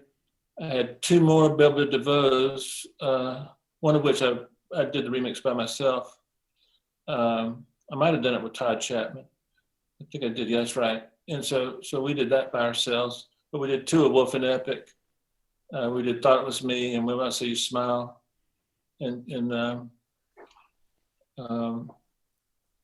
being the idiot that I am, I'm thinking, man, I'm having trouble working with getting all these phone calls. So I got an unlisted phone number. I'm working in LA. hot as fire, and I got an unlisted phone number. So dear man, oh my gosh, I learned so much. Lil Silas was a DJ who had become vice president of what now is Universal Records, and so he, and Jason Joshua's mother was the executive secretary down there, and so she would help take my numbers and send me work, and I tell you, everything you could possibly do wrong, I probably did wrong, but the one thing that kept me going was I was pretty good, you know. Yeah, more than pretty good. I mean, you know, I listened to the list you sent, and of course that sent me down some rabbit holes. And yeah, the stuff, it still sounds just incredible. I spent time getting prepared for questions. Ask me some questions. Well, you want specifics? You don't even need the questions. You can just talk about whatever you want. But like, there were a couple things in your discography I wanted to hear about. In particular, just like, well, there's a Mark Isham record right in the middle of this. And was it a soundtrack thing? But like, how did that come about? Because he's, you know, not in your wheelhouse at that point, considering who else you've been working with. What record are you talking about? I can't remember the name of it now. I've just noted down Mark Isham, but it was, I think it's a soundtrack thing. But if you don't remember, then it was obviously just a gig and it happened and off it went. But you're talking about my favorite mixes. You're talking about Lady Marmalade? No. This is just something you're credited as having worked on. It's not on the list you sent me. No, it's not on the list you sent me. Hold on. I'll look it up. Yeah, I mean, like I did this last week with Bruce Botnick, and I asked him about a record. He's like, "Yeah, I didn't work on that." Okay, all right, fair enough. You know, I'm just flipping past Mariah Carey. We don't have to talk about her, whatever. Pink. Oh, can I tell you my Mariah Carey story? Yes, I would love to hear a Mariah Carey story. No, I love Jason Joshua. He's like my older brother, and I chose that word carefully. He's more mature than I am, and a brilliant. Jason has gifts that he doesn't even know he has. That's how brilliant he is. And so Jason became my assistant. We had a lot of fun together. We just went everywhere together, and it was a different time. This was around 2005. And so me and Jason and Coot Carell and Tricky Stewart and Pat Thrall, we would go to Vegas and we'd park our ass there for about like 6-8 weeks. And L.A. Reid is just shoving money down there, and we're having all kinds of big records. And it was really getting fun. So I told Jason, I said, man, I hate for this to end. You want to try and just do a partnership and see how we work mixing records together? So we did kind of a Beatles thing where we kind of shared credits and weren't worried about who did what. And some records I did the vocals and maybe the bass, and Jason would do the music and the guitar and and some of the drums and stuff like that. And it varied from song to song. So we did this song called "Touch My Body" by Mariah Carey 12 years ago, and so it went to #1. And about now, I guess it's about 3 or 4 weeks ago, she said she announced on her social media, "Hey, it's the 12-year anniversary of Touch My Body. E = MC Squared was the album. Had a bunch of records on it. Jay and I did." And so people went and bought it again. And they bought so much of it, it went to #1 again. Oh, amazing. She's been doing that because she did that with her Christmas song too. So she's got it figured out now. It's like she just mentions, "Oh yeah, I put out a record." So, you know, and everyone goes and buys it. It's great. Man, I feel so good for Walter Apanass, Walter A. I feel so good for him. Yeah. Did Mick Wazowski mix that? You think so? I mean, it's the right time that he was mixing pretty much everything for Sony at that point, wasn't he? He probably did. If he didn't, it would have been just because he was too busy. Well, I think he had a contract for a certain amount of mixes with Sony. Yeah. But Mick has been a big influence for me. Him and that YCQ, man, you couldn't beat that. And YCQ was like 20 grand back in the 90s. And I started to buy one, but because I love this top end, man. What he did with Mariah. Yeah. Yeah, a genius. So the Mark Isham thing, it's from 2000. It's called Men of Honor. So maybe it was like something on a Oh soundtrack yeah, I album. got nominated for American Music Award for that. Well, there you go. Yeah, that's an interesting thing. Brian and I had a lot of success together, and my favorite thing by Brian is the Christmas record that I did with him. But on that record, he was touring, and he said, "Dave, just do what you want to do. If you don't like it, I don't need it. Just drop it." And it made me feel good that an artist trusted me like that. And so then when we did the Christmas record a few months later, he still couldn't make it, and the credit was thanks to Dave Pensado, without whom this record wouldn't sound as good, or something like that. But it was a compliment, and it said that he wasn't there for any part of the mix process, and those kind of things mean so much. Like Mary, when I won the Grammy with Mary J. Blige, she thanked me, and I had my teenage daughter with me, and that was a big moment, you know. Yeah. So the thread here is I love compliments. I love compliments.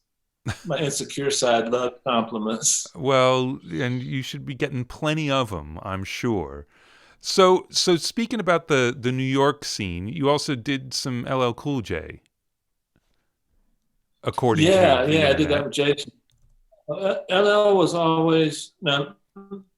Let me be real clear about my work in the African American community. I look at myself when I do work in hip hop or R&B as a guest in that community. Now, if I'm a guest at your house, I can't come in and put my feet on the furniture. If I'm eating at your house, I have to take, when I'm through with dinner, I have to take my plate, put it in the sink, offer to wash the dishes. I'm a guest, and so I've always treated my respect I've gotten from the Black community as an honor and a privilege, not an occupation. And that honesty and I hope it's still felt today, but that was part of what was going on at that time for me. Yeah. That's really interesting. So do you feel that, like, when you're doing like a white pop artist, like, okay, that's cool, I'm in my house, but then with a black artist, you don't feel the same way? And I'm just curious, because it's a really, really great way that you just put that, but I'm wondering, like, when do you feel like you're in your house? I don't really. I mean, I don't want to talk too much negative at this time in this period, because I had it easy compared to most of the world today, particularly the African American community. I had bad times, you know, real bad times, and you know, I've had family members visited by the Klan. I've had a lot of bad times, but I don't want to go into that so much as to say that when I left Ybor City, which was all Spanish speaking, and it had a few African Americans in it. If I left with my friends, I got blue eyes. When I was in my community, the people that didn't know me beat me up because they thought I was white, which I am, I guess, but I'm Spanish white, and so I get beat up there. And then when I left the community with my friends, I got beat up because I was hanging out with Hispanic people. And so at a very young age, like six, I say beat up, it's like little 6-year-olds fighting and 7-year-olds. Yeah. That's why I never felt like I belonged to anything. And then when the vision cleared up, I knew I belonged to music, and my mother kind of encouraged that. And so the only way I feel comfortable in life and feel like that's where I belong is like talking to you right now. I'm talking to you. I'm talking to you different than I talk to anybody else, because I respect your abilities. I respect your path. I respect the effort you put in. I respect your creativity. You're one of the people that I really wanted to meet when I moved here, because I knew you from the Synclavier days. I knew of you. We did have I the think it Synclavier was you. connection. Yeah.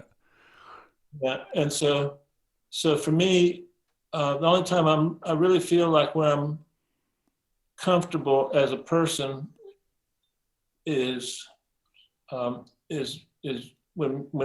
music's involved, and by music I mean people who I respect doing it, and then I respect the interns at the studio as much as I respect you. Don't get me wrong, but it's different, and so that feeling of like when I go to a party, my father, who's a bit introverted too, he used to say, the way you do it, son, is go a little bit late, make a big entrance, stay about an hour, pretend like you're going to the bathroom and sneak out. And so that's my party routine, you know? Yeah, everybody knows you were And there. Yeah. my father was a brilliant man. He also said one time, never trust a woman with thin lips. And, and, and he also said, son, well, he said, hijo, if you pick up a date and she's wearing comfortable footwear, you ain't getting nothing. So, so he could have been wrong about the party thing. I don't know. No, I don't know. But I mean, and fashion changes with footwear as well. But yeah, I can see the point. It's the making an effort. but but when I say I don't feel like I fit in, it's not like a psychologically quantifiable feeling. It's just Right. more a feeling. Sometimes it's like being a stranger and walking into a room, of strangers. You don't know who to talk to or something. But over years, I've been able to make friends and say hello and hopefully try to be a good conversationalist with people I don't know. But Yeah, but I also I still think, have that little. Let me stop you real quick. You know what it's like? I had this friend in high school who was kind of overweight. Well, she was real overweight. She wore those kind of glasses that go like that with little diamonds on the end. She had like a horrible hairdo, and um, and then after high school, I saw her and she was just beautiful. Couldn't believe it. And we dated for a while after high school, and um, it was pretty clear that even when she looked in the mirror and saw this beautiful woman, in her eyes, she still saw the fat, ugly woman. And she was one of a handful of people that scored higher on the SATs than me.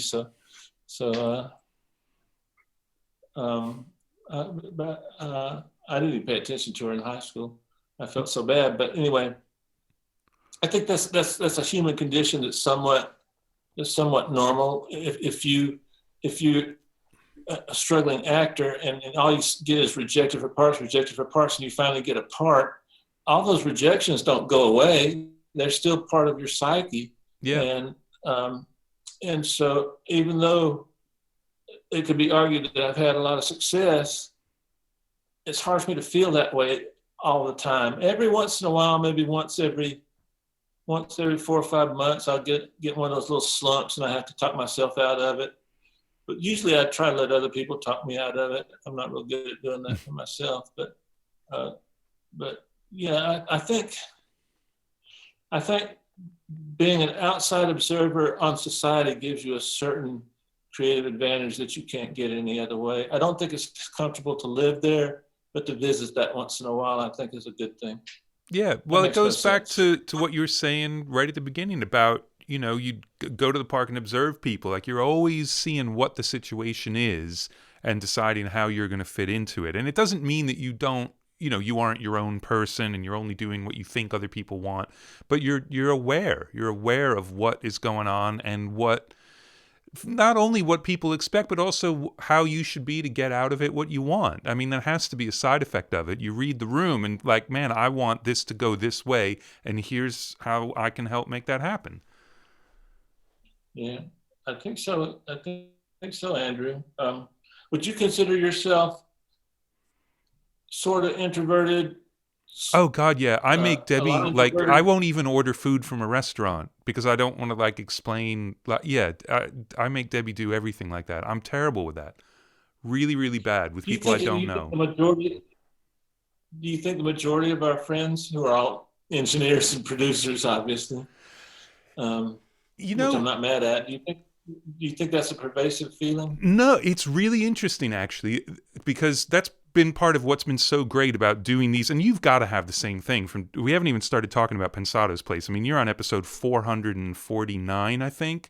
I'm on you're number Mm-hmm. 15, so I got a long way to go. But we've talked about this a lot, which is about half the people have what I've got, which is the imposter syndrome, like always thinking you're going to get found out and you're not any good. And Yeah, part of that yeah. is that people are very bad at realizing the thing that comes easy to them is actually difficult for other people, so you don't appreciate it. I'm very self-aware Uh, about this stuff, but yeah, a lot of them have yeah. it, but a lot of them don't. There are a lot of people who are just like, no, man, I'm great and this is what needs to happen. Like I went into that situation, I knew what it needed, and they were right. And it's not an arrogance, it's a self-confidence, but I definitely don't have that, and that then makes me introverted. I'm not sure I agree with the last sentence, but I 100% agree with everything else. I think introversion is, for me, I don't want to get too deep into the psychiatric elements of it, but I think that parenting is an impossible task. So, and then I think parenting today could use a little bit of an upgrade. But I think if you love your children and they know you love them, you're good. You're home free as a parent. But that rarely happens in a way that like for me, my father loved me, but I was looking for love in Fahrenheit and he was giving it in centigrade. So that kind of gave me a different, like Dad wouldn't go out and play football or basketball with me when I was a kid, but we'd go down into his electronics shop and build a TV set for, or a new guitar amp, and or we built computers, we built everything, and so it took me a while to realize that my father did play football with me, but it was his version of that with a father-son relationship. So that's why my centigrade Fahrenheit metaphor comes in. But the damage was already done. Right. And so I kept trying to please my father, but there's no way I could because he didn't understand America and he didn't understand.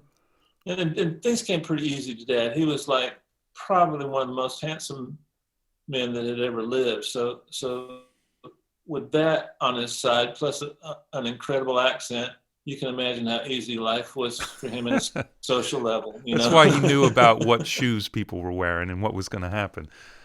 Yeah. God, it's So funny. for me, to me, it's kind of an ingrained thing, um, and then also too, I got a little bit of age on you, and I never thought about it, but the age group of people you can choose from for friends when you're 18 is the width of the pyramid at the bottom here, but as you get to the top, it's like at my age, my friends are dying. You know what I'm saying? So there's a lot less to choose from, and and then I did lose a lot of friends in the Vietnam War. I probably lost 5 or 6 really extremely close friends, and that's a whole nother subject. Wow. But as you journey through life, the pool from which you can choose friends from is getting smaller and smaller. And but yet, the '90s and the early 2000s was bigger than it had ever been because we were all seeing each other. Like we went to New York 4 or 5 times a week, and I could see you in New York, or I could see Mike Dean in Houston, or we were traveling, and there was a lot of movement, and so that was a good period for me because I got to hang out with people that understood what my profession was about. It's a lot like if you're a cliff diver in, say, Mexico. You can't go home and discuss cliff diving with your wife. You got to discuss it with another cliff diver. So at Yeah. some point in time, your friends are all cliff divers. Yeah. So this pandemic has been a little bit brutal on me until I discovered Zoom. It's been a little brutal on me, but what helped me come out of it was hearing from people like you that I was, and then I've got friends that are actually internet friends now, and friends that I Zoom with, and then my assistants, several of my assistants and I Zoom a lot, and then Facebook, we do that. FaceTime, we do that a lot. Yeah. So it is a good time. I do miss the actual being physically in a room with someone, but this is pretty close, Like yeah, you're in London, I mean, you think it's close until you get back in the room with somebody, and then you realize, oh, right. But look, without this, like, I cannot imagine what going through the flu pandemic in 1918 was like. There's no technology. It's crazy. No. Absolutely crazy. So, all right, we got to hit a few more things here. You brought it up already. We got to talk about Lady Marmalade, potato. Because, I mean, that was gigantic. Absolutely huge. And so, for people who don't know, it's Christina Aguilera, Mia, Little Kim, and Pink. That was a Ron Fair production, right? So, actually, it started out as a Missy Elliott production. Oh, right. And Missy was actually the one that coordinated most of the artists. And then Missy did it in coordination with my dear friend. If you have a chance to call him and hire him, I would highly recommend Rockwilder. He did the main production, and then Ron Fair was in charge of everything. And Ron always contributes production ideas and mixing ideas and everything. Ron's one of the most brilliant people I've ever met. I've learned a lot from him. I still am, by the way. I still do work for Ron. But that was a really difficult mix. I'm on a mix now that's a real difficult mix. But it was kind of an interesting thing. But I'm real proud of that, the way that turned out.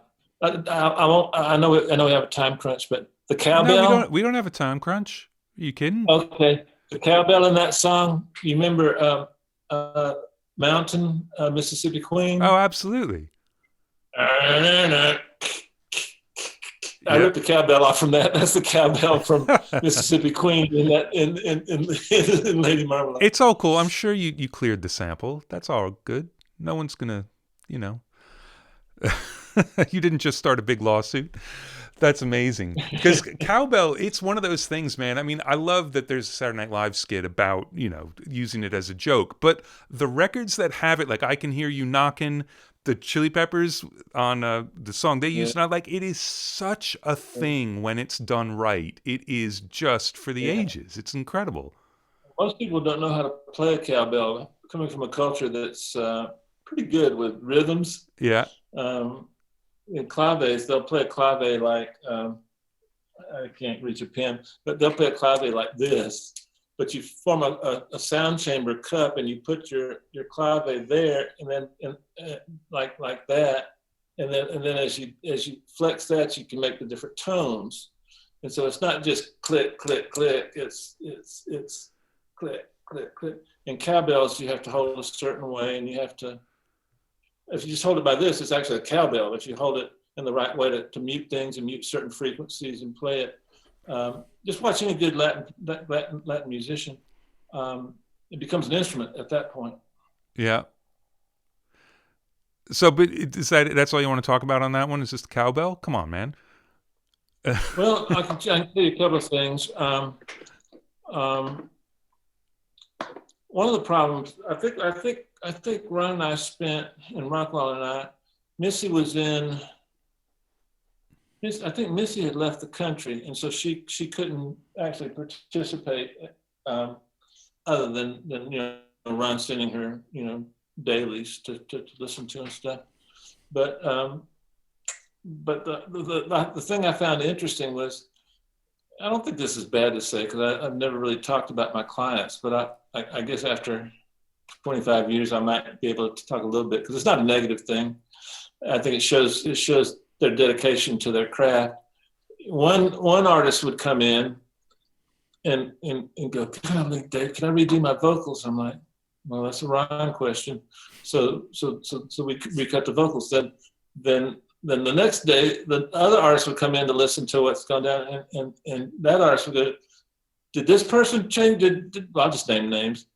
Did Christina redo her vocals? I want to redo mine. And so we went on this 6-day level where Ryan just had to pull rank, and then we finally sent something to all the artists. And Lil' Kim said, I love everything, but when Missy introduced me, she didn't say Lil' Kim, and my name is Lil' Kim, not Kim. Well, we had trouble getting in touch with Missy, so I worked on a project with this girl. I think Ron knew her too. In fact, it was a project for Ron. Maybe I was working on why he knew. So she was walking down the hallway. We grabbed her, and she just said Lil, and I put that in. That wasn't really saying that. And then I've never said this out loud, and no one knows this on earth except for a handful of people, but I slid a little bit of rock guitar underneath it. I put a little bit of guitar under that. Nobody knew. Just enough to give it an edge. Nice. That's great. But so how long were you working on that song? Like 6 days. 6 days. And ostensibly mixing, or you knew you were going to be doing programming and all sorts of stuff too? Well, I never go into a project trying to do anything other than mix, but two things happen.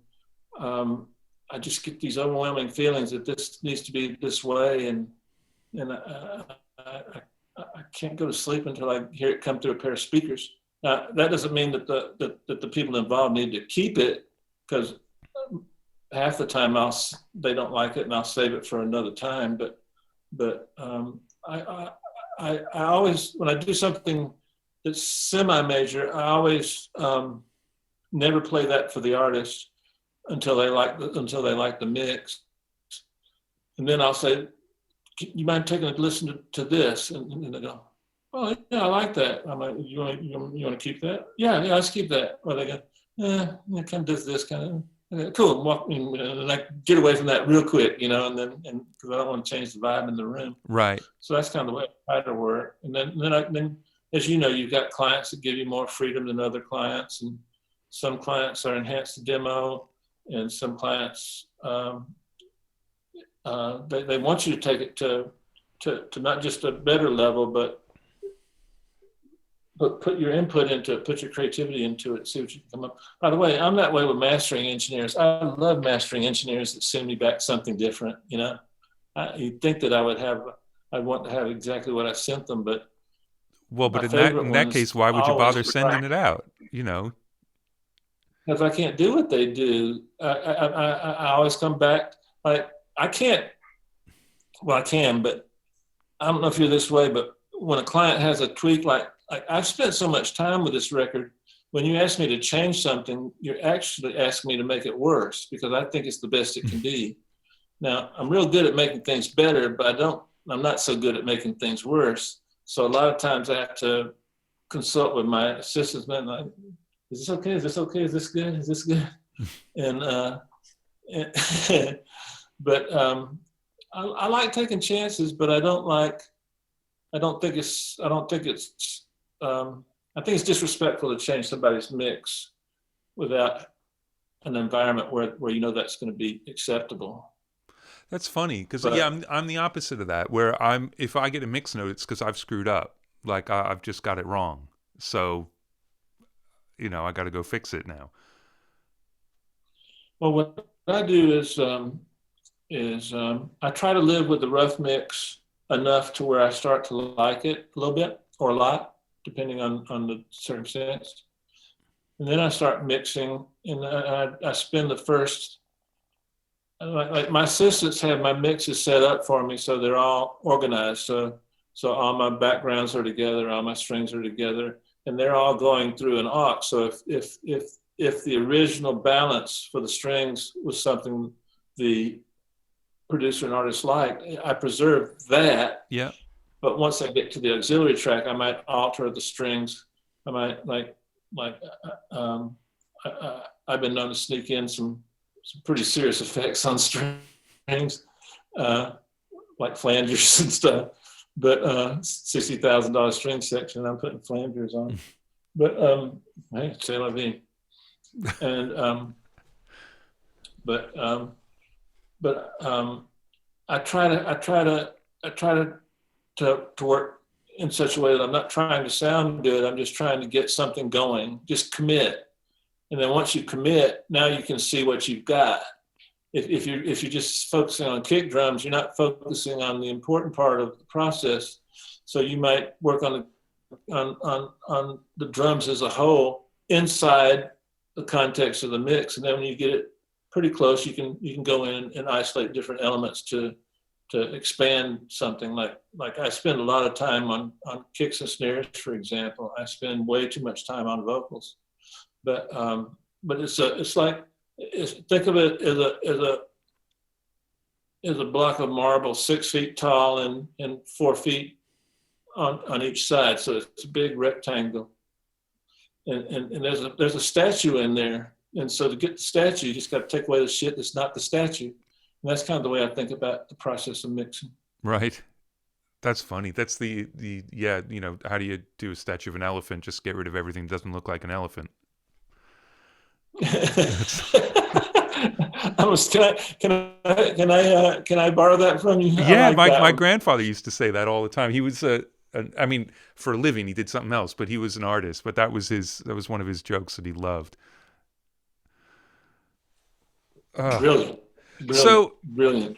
We're going to get to questions from the crowd here, but let's just give me a little bit of the origin story for Pensado's place, because you're still on fire in 2011. You're still working a ton. Like in an interview you gave in 2011, you said that you were working anywhere from 14 to 24 hours a day, every single day, and then you decide to start basically a talk show, and not like I'm hanging out at home. I got you on a Zoom. We're on the internet. Like that's the extent of my production value for this thing. But you're doing like a high level thing from the very beginning. And I'm just, well, it always had to feel like it was going to be, it's a TV show. It's not just some people hanging out doing a video chat. So what I'm curious about is like, I know, obviously Herb had something to do with the genesis of this, but was it your idea? Is this something you wanted to do, or did you feel like you were already talking to these people and other people needed to hear what they had to say, or what was the actual germ of the idea that made you decide, yes, I'm going to do it, even though you're completely at the top of your game and you're working your ass off?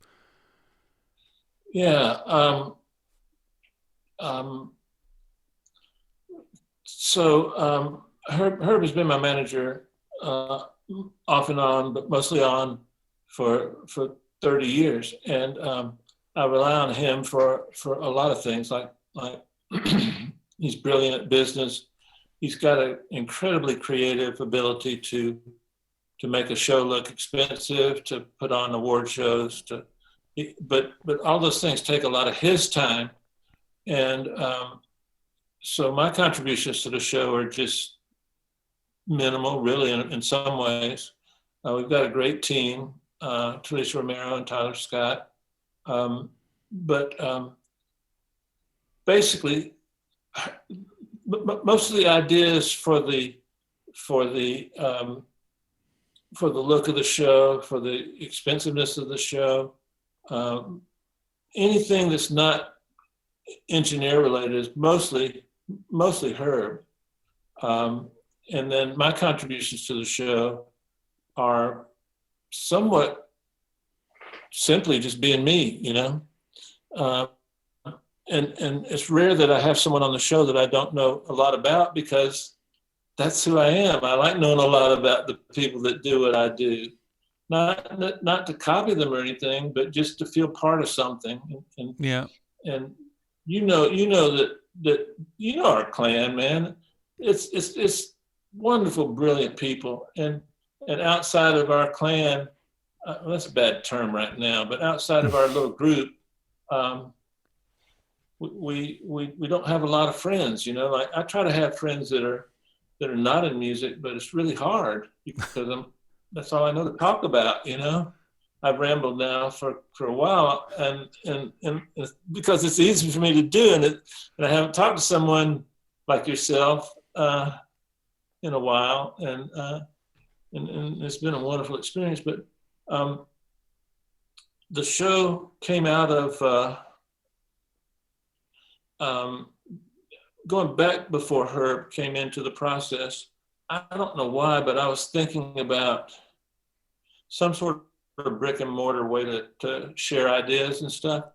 And Herb was brilliant enough to, I actually talked to some people about it, and I actually had gotten some funding at one time, and then I had a medical incident. I had a blood vessel in my brain rupture and took me out of commission for a few days. But during that time, I lost my funding, which is a good thing because, so Herb said, why don't we just do a web show?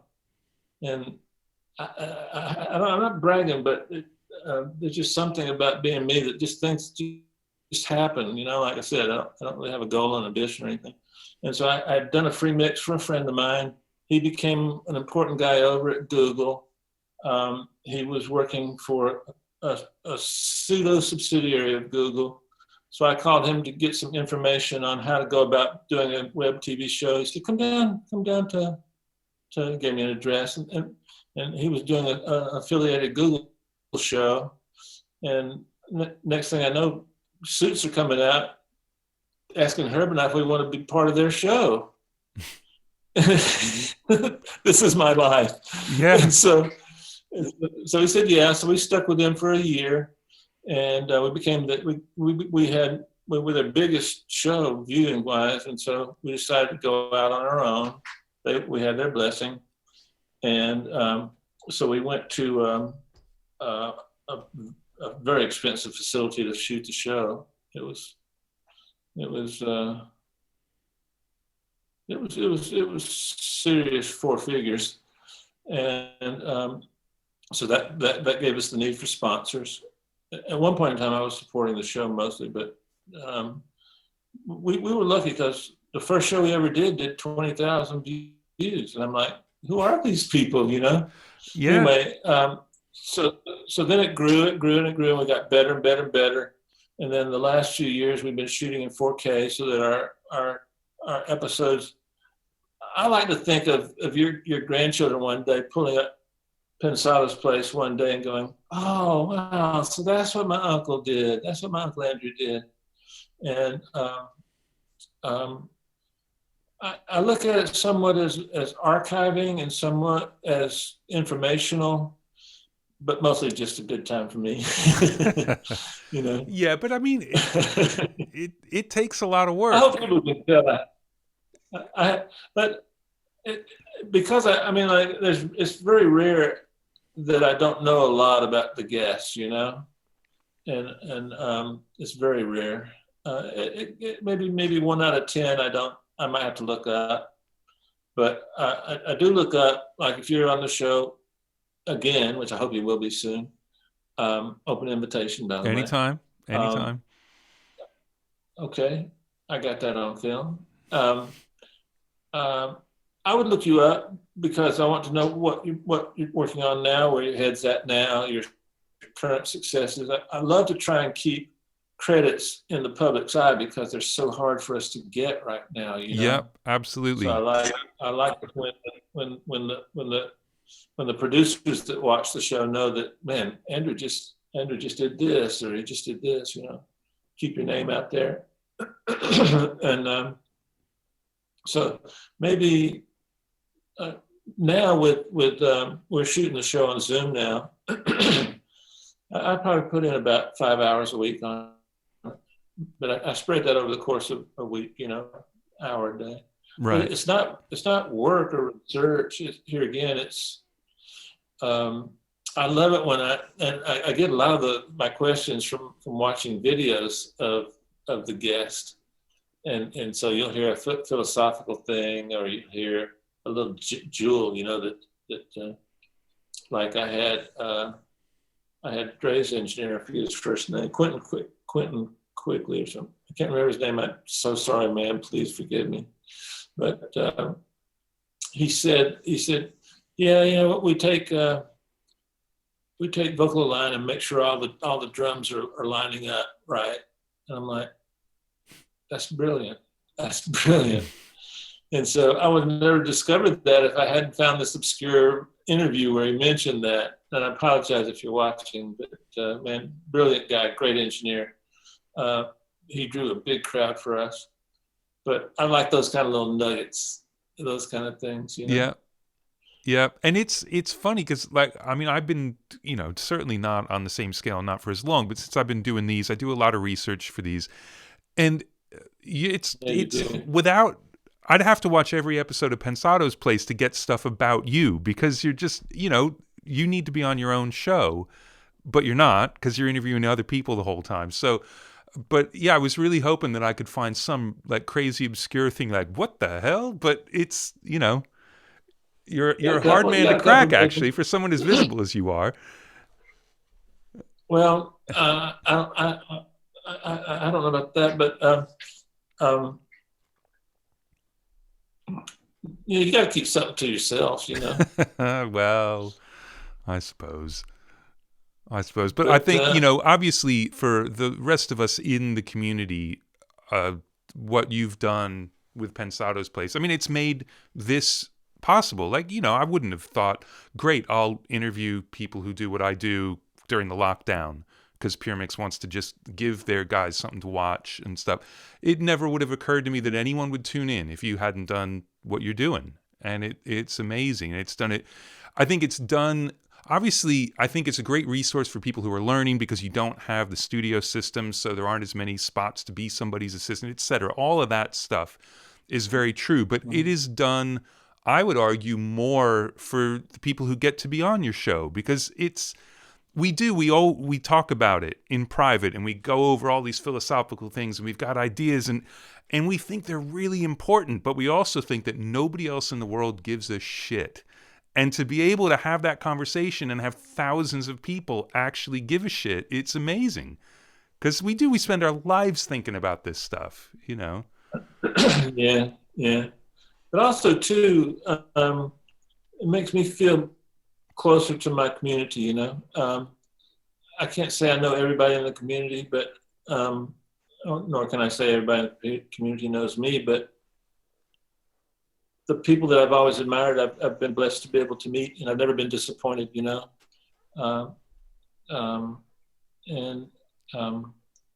In terms of the pioneering thing, it was an accident for me. Herb had very clear visions, but Herb is, if I had to give a percentage, I'd say Herb is probably of steering the show. Herb's probably 80%. And then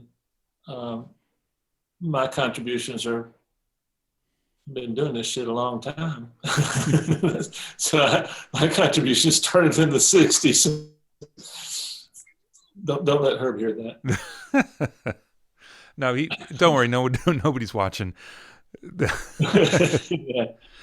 You know what I thought? Let me share this with you. I'm sitting there going, man, I wish the conversation you and I had before the show, I wish I'd screenshot that so I could use it as my next show. So you notice that there's a lot of cool things that go on before you start the show? Yeah. That you'd like to incorporate in the show? Yeah, and you always think you're going to remember what they are, and then the show starts, and I can't remember exactly what it was. So, you know. I love your show. I watched a couple, and I apologize for not looking at them sooner. Dude, who's got time? But, you know. I love your show. Well, I think, like you say, part of it is documenting. I mean, if you think about all the people who came before us and how little there is of documentation of like what they were like as people, what they were thinking about making records, how they got into it, what was important to them, it's really tough. There are a few of them where, you know, like Alan Lomax, there's some stuff about him. There's some, people who did extraordinary things you kind of know, but even somebody like Rudy Van Gelder, like that dude's a little bit of an enigma because he was so secretive about what he was doing. But man, for 20 years, he was making the best sounding records on the planet, and he wouldn't even let the musicians know which mics he was using. And then he took away the good mics because they knocked him over. I mean, and still is making records that are just mind-boggling. And a lot of those people, that's why I feel so lucky to get someone like Al on for 3 hours telling stories. Because, I mean, he's a bridge to that era. And there's so many people. And then you think about, well, okay, now you can talk about the musicians before recording existed. And you got hundreds and hundreds of years of musicians. Nobody knows who the hell they are. So it's a great thing to be able to really kind of lay out this, like, okay, this is this guy's journey. And you know, I think it's important. For me, it's Gadget.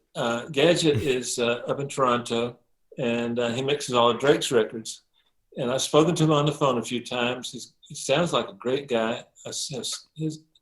What he does, I can't do. I've tried, and I've talked to 40 about it and gotten some insight. Still can't do it, but that's the person that I want to, for selfish reasons, I want to have him on the show, you know. You know what's interesting, though? I don't know if this has happened to you yet. I'm not going to name names, but there's been engineers I've worked with for years and years and years in the same studio. And I learned more about their processes with a 30-minute interview on my show than I did the 10 years I worked in the studio with them. Absolutely. Because you can't walk up to one of your friends and go, "Hey man, what did you do on this record? What did you put on stereo bus?" We consider that kind of rude, you know. In a way, and, but it's also rude, it's like, well, what were you thinking? Like, you know, and it's like when Al Schmidt did that 2-day big band recording and mixing seminar, and I signed up like seconds after they announced it because I could just sit at the end of the console because I'd done sessions with him, but I'm like, I'm busy, I'm reading the score, I'm, you know, trying to keep track of everything. But to be able to just sit and watch and be able to ask the questions, it's a totally different thing. It is a completely different thing. Yeah, I was blessed. I'm not bragging, but I am bragging. But I think my name's on the cover of that because he asked me to help him out with some stuff. And there was a time in my life when I probably wasn't as respectful as I should have been towards Al, and he's never held it against me. And I've apologized 1,000 times, but he's probably the grandfather of our industry. He's probably contributed more to the things we do since Les Paul. He's probably the second person to contribute more to what we do than just about anybody. Yeah, I would not disagree. But Swedeen too. Swedeen's right up there. Yeah, and it's. I mean, obviously, Bruce has got a book, and you know, so there is stuff out there. But I think the other thing about it, and I definitely noticed this years ago watching Pensado's place, is that first of all, you're a good interviewer and you listen, which is important. But these conversations can only happen between two people who at least understand what the other person is trying to say. And maybe some of that gets lost for people who don't really know what's going on. But you couldn't just get like a great interviewer to go interview people who do what we do because it's so weird. It needs to be someone who knows the nuts and bolts of it, I think. I don't want to arrogantly say I agree, but I agree. You know, it's I'm not the best interviewer. It took me a second. If you look at the first 10 episodes, which are somewhere archived, the first year we didn't own those episodes, by the way. That's why they're not on. But you can get them pirated on the Pensado Students website. So you hear. If you look at a chunk of the first, like say maybe the first 20 episodes, it was all about me because I'm thinking like, man, I gotta get my name out there. You know, it's hard to get credits, and so I realized that there was a famous talk show host late night the show was always about him instead of the guest, and he went off the air 4 or 5 times. He's tried, and 4 or 5 times he's gone off the air because he makes it so much about him that after a few weeks, the audience gets tired. But if you make it about your guest and you plan on having people learn about you over 450 episodes, then you're really a better interviewer because you're not trying to be the guest. You're trying to make the guest the star, and inadvertently little thought processes, little things will creep in, and you've done that brilliantly. You've let me ramble more than I should have rambled, and you let me it's talk awesome. about myself. It's awesome. And I think it's important in life too. Like, I mean, I know when I was younger, if there was a conversation, I'd find myself 20 or 30 times saying, "Oh, yeah." And I would have something that would be sort of but you're just trying to steal thunder all the time, like, and make it about you. And fortunately, like this, for me, I've got sort of the opposite thing from you. Like, you want to be surrounded by people who do this because then you can talk about it because it's all you want to talk about. Whereas I had to get out. I couldn't be surrounded by it anymore. And it's part of, I mean, obviously we moved to England for lots of reasons, but one of the reasons I love being here is that nobody gives a shit what I do. Like, when they found out at the pub what I do, they're like, well, okay, so you don't work. Like, okay, no, I guess I don't, compared to you. So it's been a really good, not, humbling, you could put it that way, but just to kind of get out of your own way a little bit and appreciate stuff. And it's the same. It's the same with the interviews. Like, I mean, I'd love to jump in and talk about, I was in Atlanta and I did this too, but who cares? Yeah. It's not about that.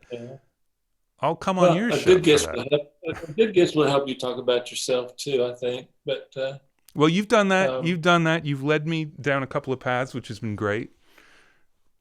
So should we get Mark in here and get some questions? Okay, let's do it. All right. Because I feel like we could just go. I mean, there is another 19 hours of this to happen, but we'll let Mark come in. I'm sorry. Check it out. Just doing a little bit of light reading here. Look at that. And can I just point out to everybody drinking from his Pensado mug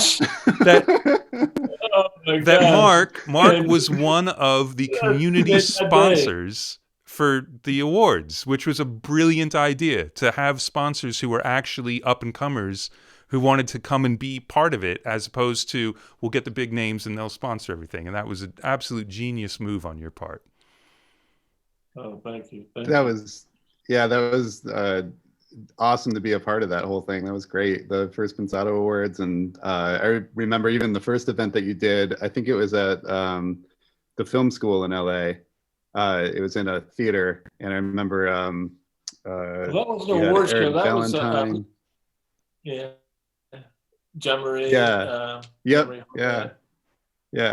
That was amazing. We called it Mix Fest because you watched us all mix something on a big theater screen behind us, and that was on after about, the show had only been on about 6 or 8 months, and we sold out. It was so much fun. I'd love to do that again. I've talked to her about that. Yeah, that was definitely fun. Yeah. Excellent. Yeah. Actually, like, I'd love to just say thank you for everything you've done, Dave, because that was a huge point in my career. Your show really shined a light on a lot of things for me and really helped me out a lot. So thank you. Thank you for everything you've done. Yeah. You can. Awesome. I'm sure you're gonna learn more where you're at now, though. But thank you for that. Well, I don't know. That's great. Thank you. Okay, so we've been talking in the chat a little bit about the questions, and I think how we should kick this off is with a little thing called Batter's Box. I'm gonna sit back. It's nothing to do with me. Well, I think we should go back and forth on topics, Andrew. All right. I'll do whatever you say. You're in charge now. Okay, so no, we're gonna do a Batter's Box. Oh, we're gonna do a Batter's Box. Yeah. That's okay, here we go. Okay, all right. So the first one that we had is from Gary Brown, and he says plugin. You say mine. Massenburg. You say mine, I'll say What? yours. Well, I'm not going to do that. But No, no, no. Massenburg MDW6. Massenburg MDW6. Nice. Okay. Okay, Andrew, do you got a Next. topic? Oh, we're not doing the same topics, right? Or are we? Are we both doing the same ones? Because Let's do the same ones. oh god, and I gotta say, Let's do that. what am I gonna say? Because all I do all day is use my stupid channel strip thing. I mean, I still think lo-fi is one of the best plugins ever made. Awesome. Have to agree. I use it a lot. Okay, 808s. That's definitely for Dave. Power and genre. It completely fucked up. I just remembered doing programming where you'd actually go get, like, let's get the real 808. And then you spend like an hour and a half chopping it because every single kick drum is totally different. Yeah. Nice. Do you want to do 808s, Andrew? That was my 808, that they're inconsistent, but amazingly cool. There you go. Okay, let's do lead vocal. Hardest part of the mix. Yeah, but by far the only important part of the mix when they're singing, which is I agree. Most important element. That's why it's so hard. Awesome. Okay, delay.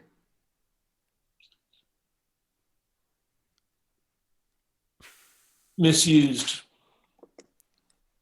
Interesting. You want to expand on that? My thought process is now it's an obligatory concept rather than to enhance something in the song. So if you use a really tight delay, you can extend how long the hi-hat hits, because a little is not enough, and you want it. You can use a little bit of delay to extend it. Listen to Jason Joshua mixes for that.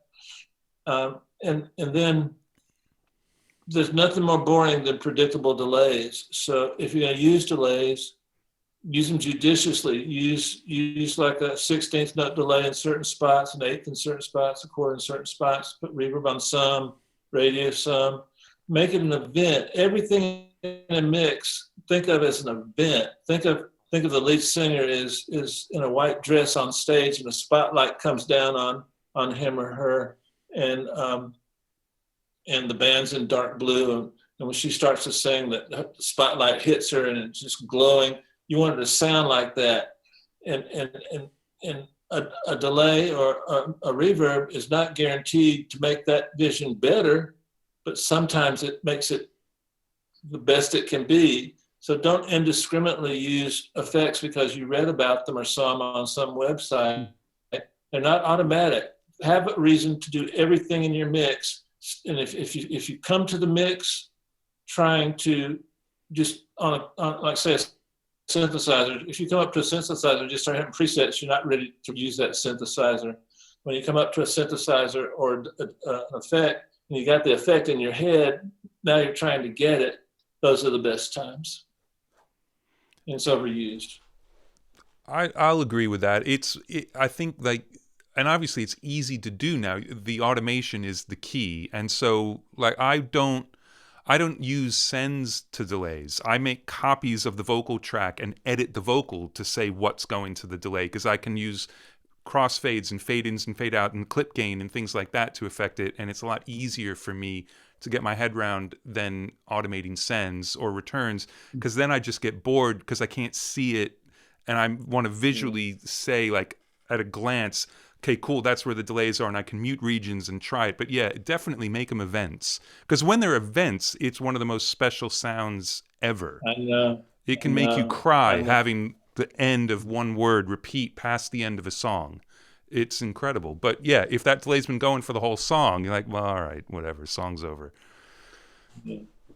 Same way with reverb. Great answer. I always use 5 or 6 different types of reverbs. I still can't do reverb. I'm shit at reverb. That better not be one of the Batter's Box questions. Okay. Awesome. Well, okay. So in the interest of time, and you guys have been at it for a while, might be getting tired, but maybe we should Give us one more do batter some of the spot. One more submitted batter questions. spot. Okay. All right. One more Sweet. batter spot. Let's see here. Let's do looking here. Background vocals.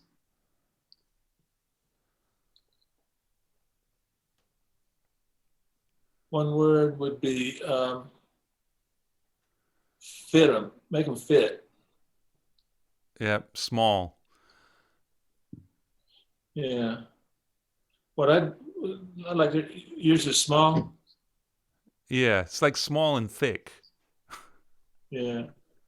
What I like to do with backgrounds is I like to MS them. So I'll take down the middle, and a lot of times I'll use center by waves to do that. And then I leave a little trough for the lead vocals to sit in. And I don't like my backgrounds to compete sibilance-wise with my lead vocal. I want my lead vocal to top out at 10K. It's very audible. And I like my backgrounds to kind of start dipping between 5 and 6. And then I don't like a lot of low in the middle of my backgrounds. I like to reserve that for kick, snare, bass, and vocals.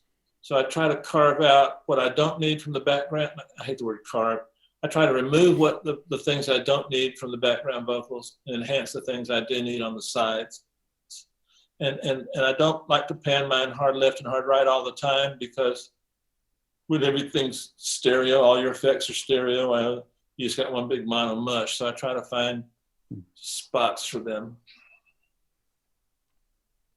Yep, Awesome. I filter. I make them a little bit more lo-fi. And when you're recording them, do the same thing. If you're singing your own background vocals, sing it on a smaller microphone. Don't use the lead vocal mic to record the backgrounds. Yeah. It should be, and sometimes I like on Lady Marmalade, I did this thing that was kind of stupid. Every time a singer sang, she was featured in her background vocals. So that was stupid on my part. That took me so long to do. That's why you're good. And nobody's ever noticed it except me, you know. But well, we're all going to notice it now. We're all going to go listen to that. I'm saying that's a good technique. By the way, a little tip: try Brainworks Shred Spread on background vocals. It's pretty cool. Nice. It's a guitar amp thing. Awesome. It works really good. You can either use it on it or you can use it as a send, but it's good for edgy background vocals. Awesome. Okay. Do you have time for some questions submitted from the chat room? What? You got time? Do you have time for some? No, I'm wondering if you have time for a couple questions submitted from the chat room. Yeah, I do. If it's okay with Andrew. Yeah, of course. Of course. I'm just sitting here. You got to answer them. Okay. So the first one I want to start off with is from Ashley, and he says, "Hi, Dave. A long time ago, you said forget mono, and he's wondering if you still have this opinion." Well, first of all, I reserve the right to say stupid things, and without context, a lot of my things seem stupid. My favorite stupid thing is warm is another word for dull, and it's better to sound new than to sound good. But that one I got creamed for in the press. But nobody ever says the next line if you can do both. Yeah, but the great ones do both. I found the whole quote today. My favorite quote of yours, just before you get to the mono thing, though, was, "Trying to guard one's trade secrets is as useless as Ernest Hemingway trying to hide his verbs." I love that. That's awesome. Man, Death in the Afternoon as a Spaniard is one of my favorite books by Hemingway. All right, so anyway, mono. Back to you. My thought process was, should a TV network worry about broadcasting in black and white just because there's two sets in the world of people that still use it? Now, when I said that, we didn't have, like right now, Instagram is mono. I don't know if you realize when you put something on Instagram, it usually comes back mono.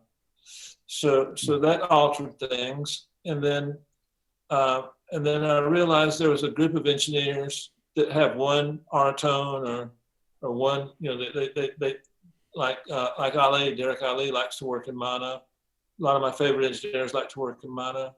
I will say this, the part of that statement is true, is that I believe it for me. I don't like working in mono. I like to control mono.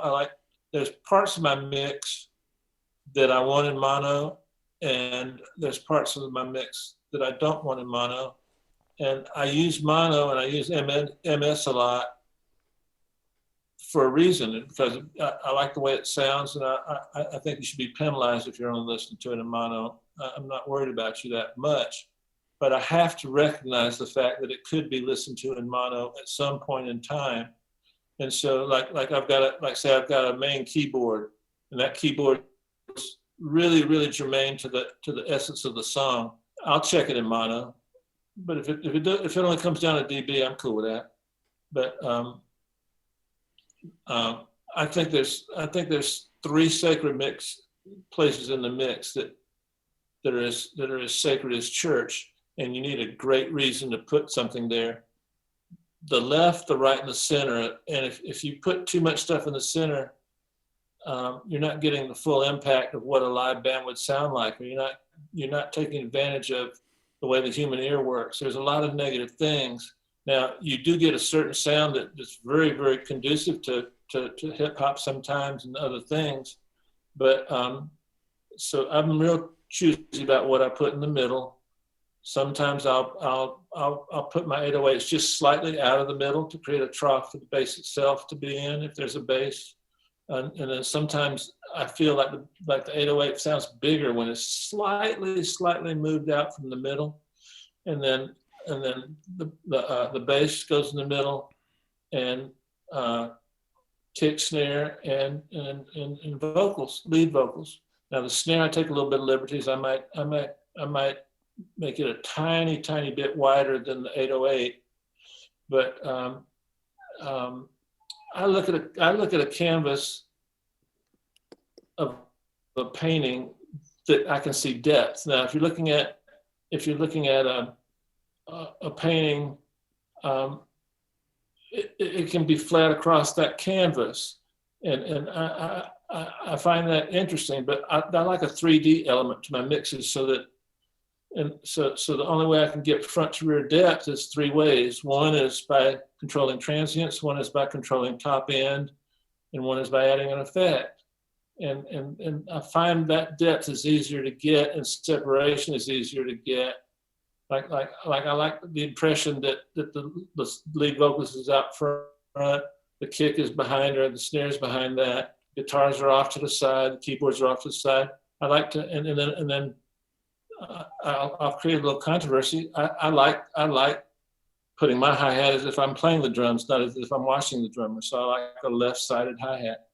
And I use the right side for shakers and tambourines. It's just something I feel. Now, if I get a rough mix with that, I'll try and preserve it. But that's the way I look at mono. I think it has a use. Sometimes I exaggerate those kinds of things. I don't know why I do that, but it's just fun to be hated once in a while. But I think also it's important to separate mono as a tool while you're mixing in stereo to assess your mix and things. Like it's like listening on a different pair of speakers. It's like standing down the hall. It's a way to get away from the way you were listening before and get perspective. And then there's monocompatibility for your mix. And if you go listen to all of, like especially in the 90s, all the big rock records which had big wide guitars, listen to those in mono and the balance sucks. They're not mono compatible. They work fine in mono, but the guitar level is totally wrong once you collapse it to mono. And so that's a totally different thing than saying, is it a valid technique to check your mix in mono because you're mixing in stereo? And you have to separate those two things. If you need to deliver a mono mix, then you have to do a mono mix. You can't find the perfect stereo mix that will make the perfect mono mix. And I used to think like, well, maybe you could, but man, talking to people like Al, like Ken Scott, the guys who sort of grew up and like all of a sudden stereo was a thing, it's totally different. They are different formats. So as a technique to help your stereo mixes, it can be really useful, but that's not mixing in mono. Right. Another reason I wanted to... I must agree with that. I'm sorry, what'd you say? Well, there's a chapter in your book called Dave the Philosopher where you go into this, and you talk about the rule of thirds applying to panning. Yeah. Well, which is really cool. I've intentionally never explained that because I'll tell you the exact reason. I've been engineering about a month, and I read an interview with Bob Clearmountain, and he just casually mentioned that he took some 350 or 400 out of a kick drum. And so for about the next 10 mixes, I took 350 and 400 out of the kick drums. I got fired on probably 7 of those mixes because my reply when they told me they didn't like it was, Bob Clearmountain does it. What do you know about engineering? You're supposed to do that. And I told Bob this story several times because Bob was my hero back then. Him and Patcham and Lily White. But I love Bob's snare sound. It was just I could never get that. Still can't really get that snare sound. And he did one of the first sample packs, and the basketball in that sample pack, I used that on every hip hop record I ever did in the 90s. It was so good. And so sometimes I worship my heroes too thoroughly. And so getting back to the rule of thirds, I think that there's a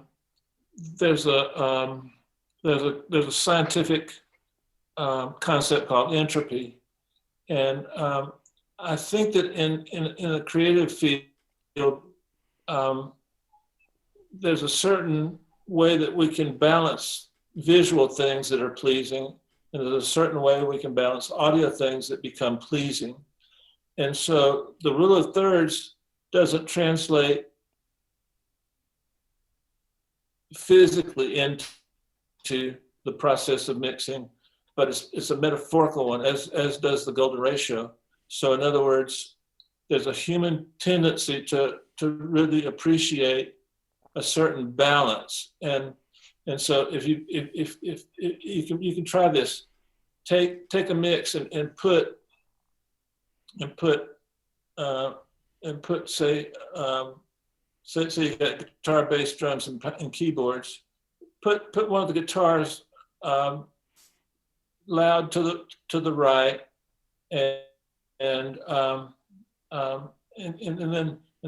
put it in a nice symmetrical place. So you might take that loud guitar and balance it with a loud keyboard over here, but don't do that.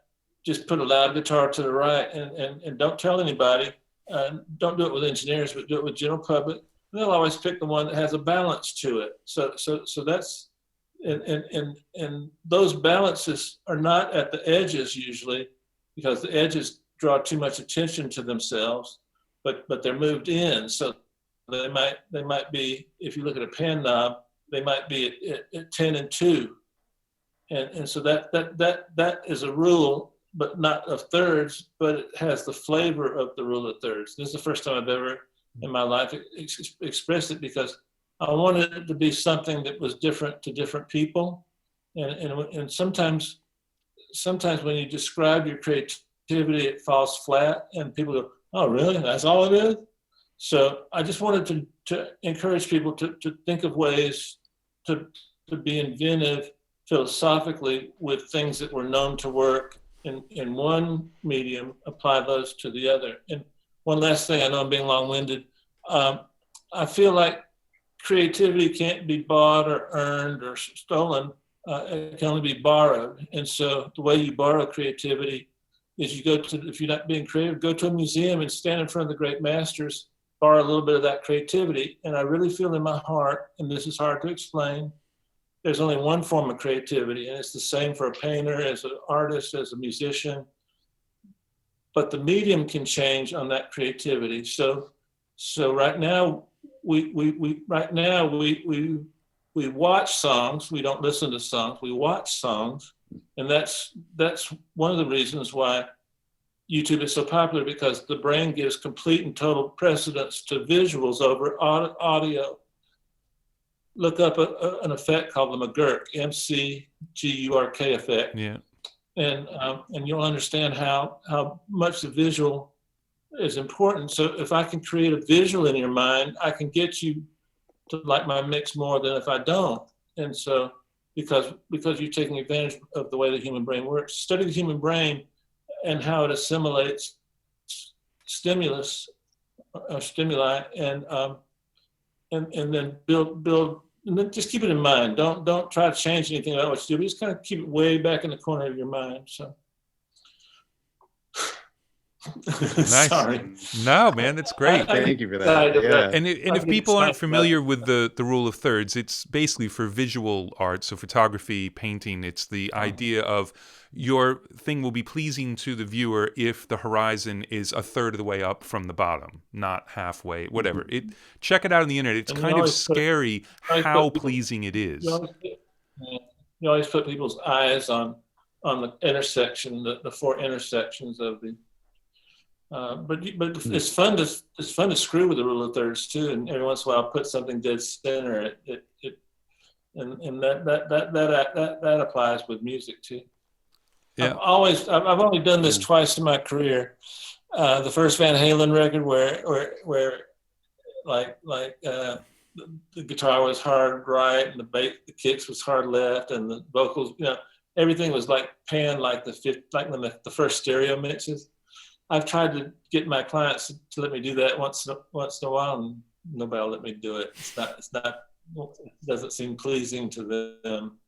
I'd love to try it.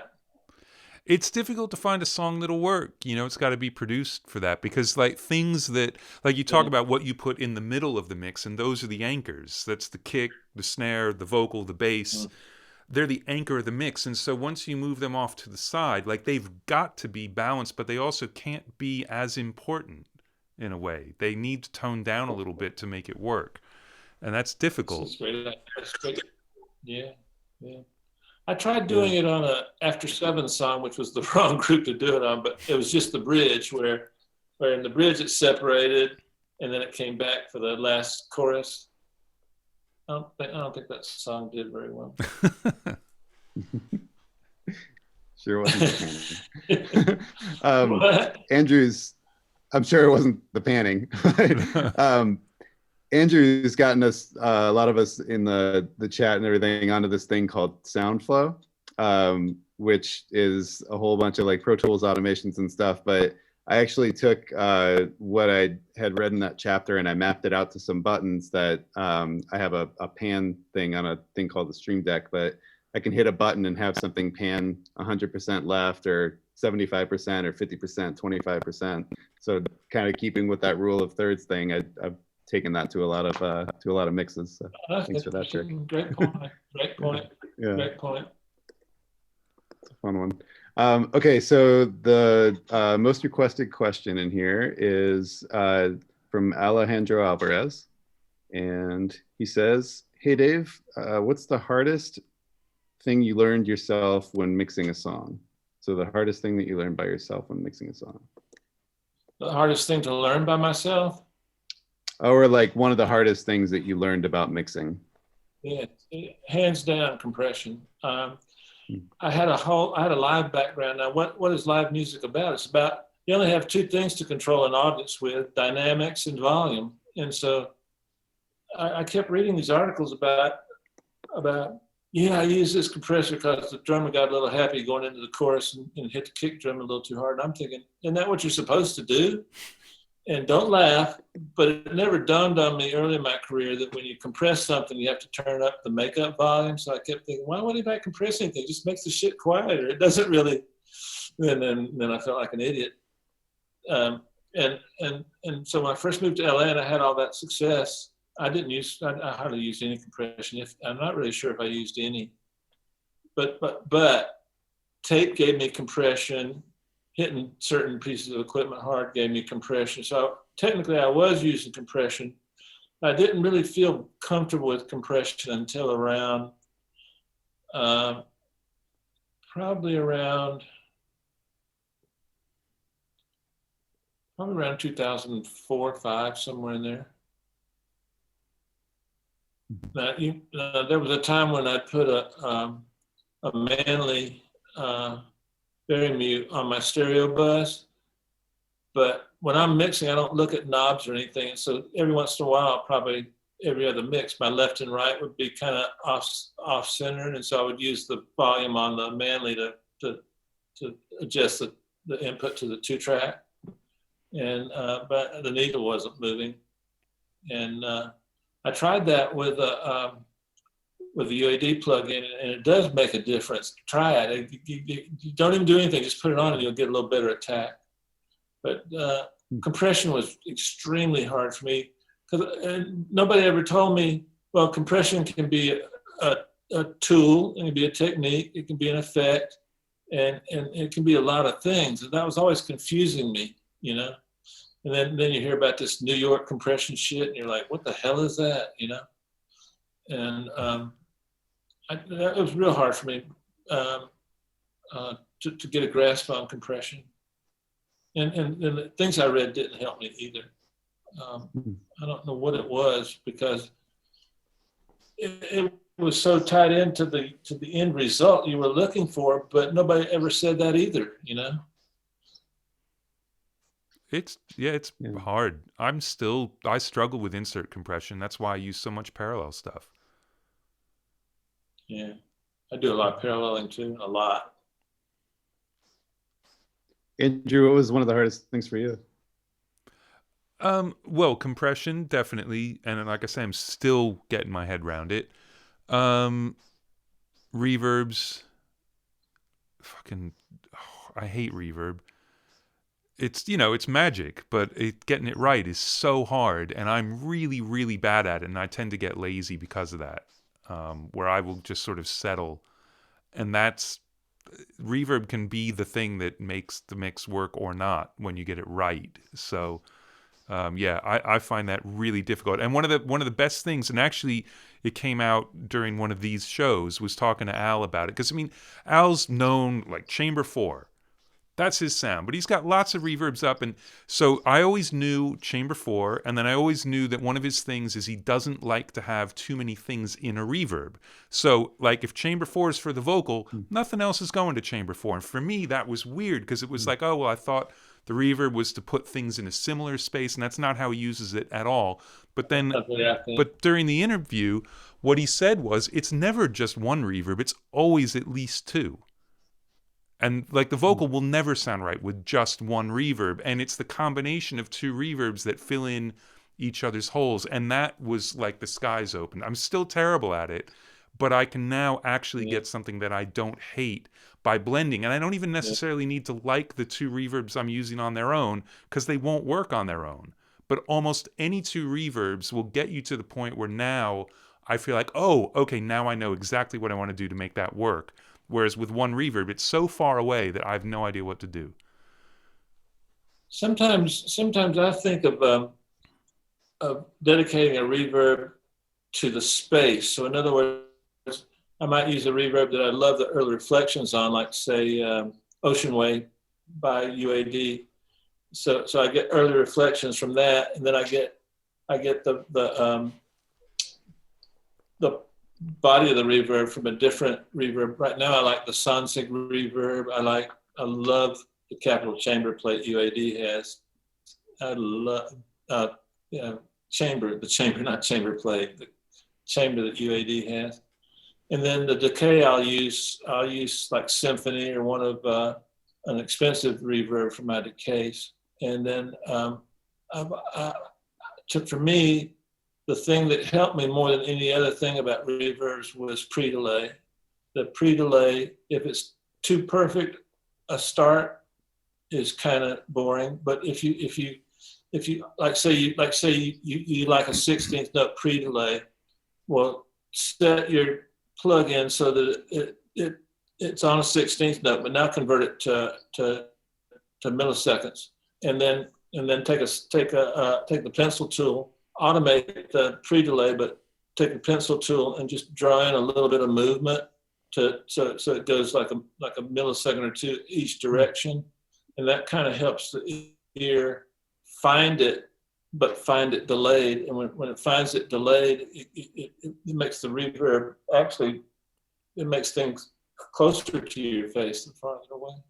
those are Wow. things that I've tried. That's brilliant. Sometimes it works, sometimes it doesn't. And never, and also too, like what Al says, the way I do that is I'll put a stereo reverb, like say maybe a 224 hall, Lexicon 224 hall. I might pan the left side hard left and the right side probably at about 9 o'clock.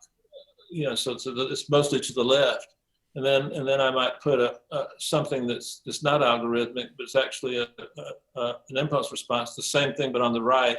So my reverbs are kind of like this, not like this across the whole stereo spectrum. And sometimes that gives me something I like too. But the thing about reverbs for me is I came late to the reverb party.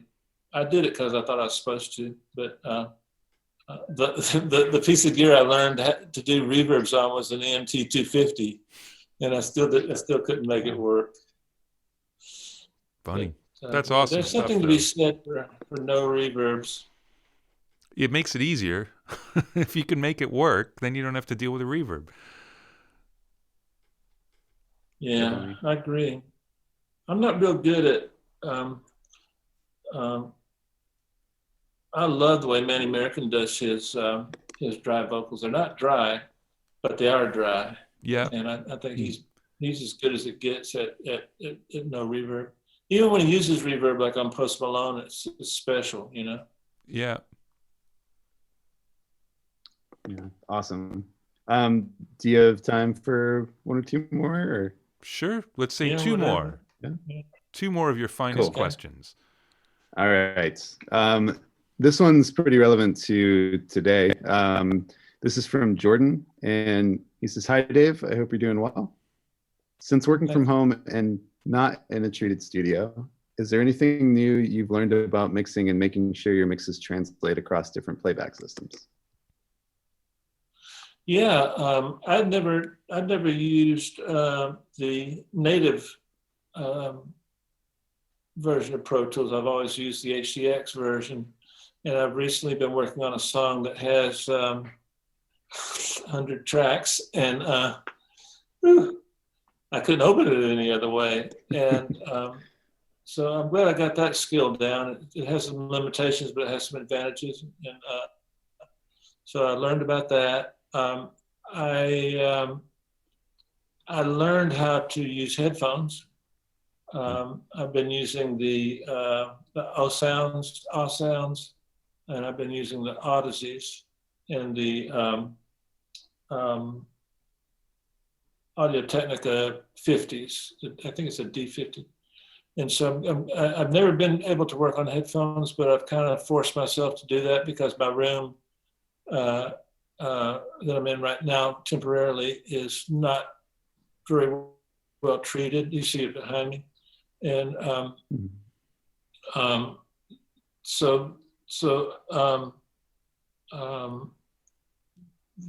probably the biggest thing I've learned and the thing I'm most proud of is that I'm not limited to working in a big studio because I'm getting like really as good or better compliments from my headphones.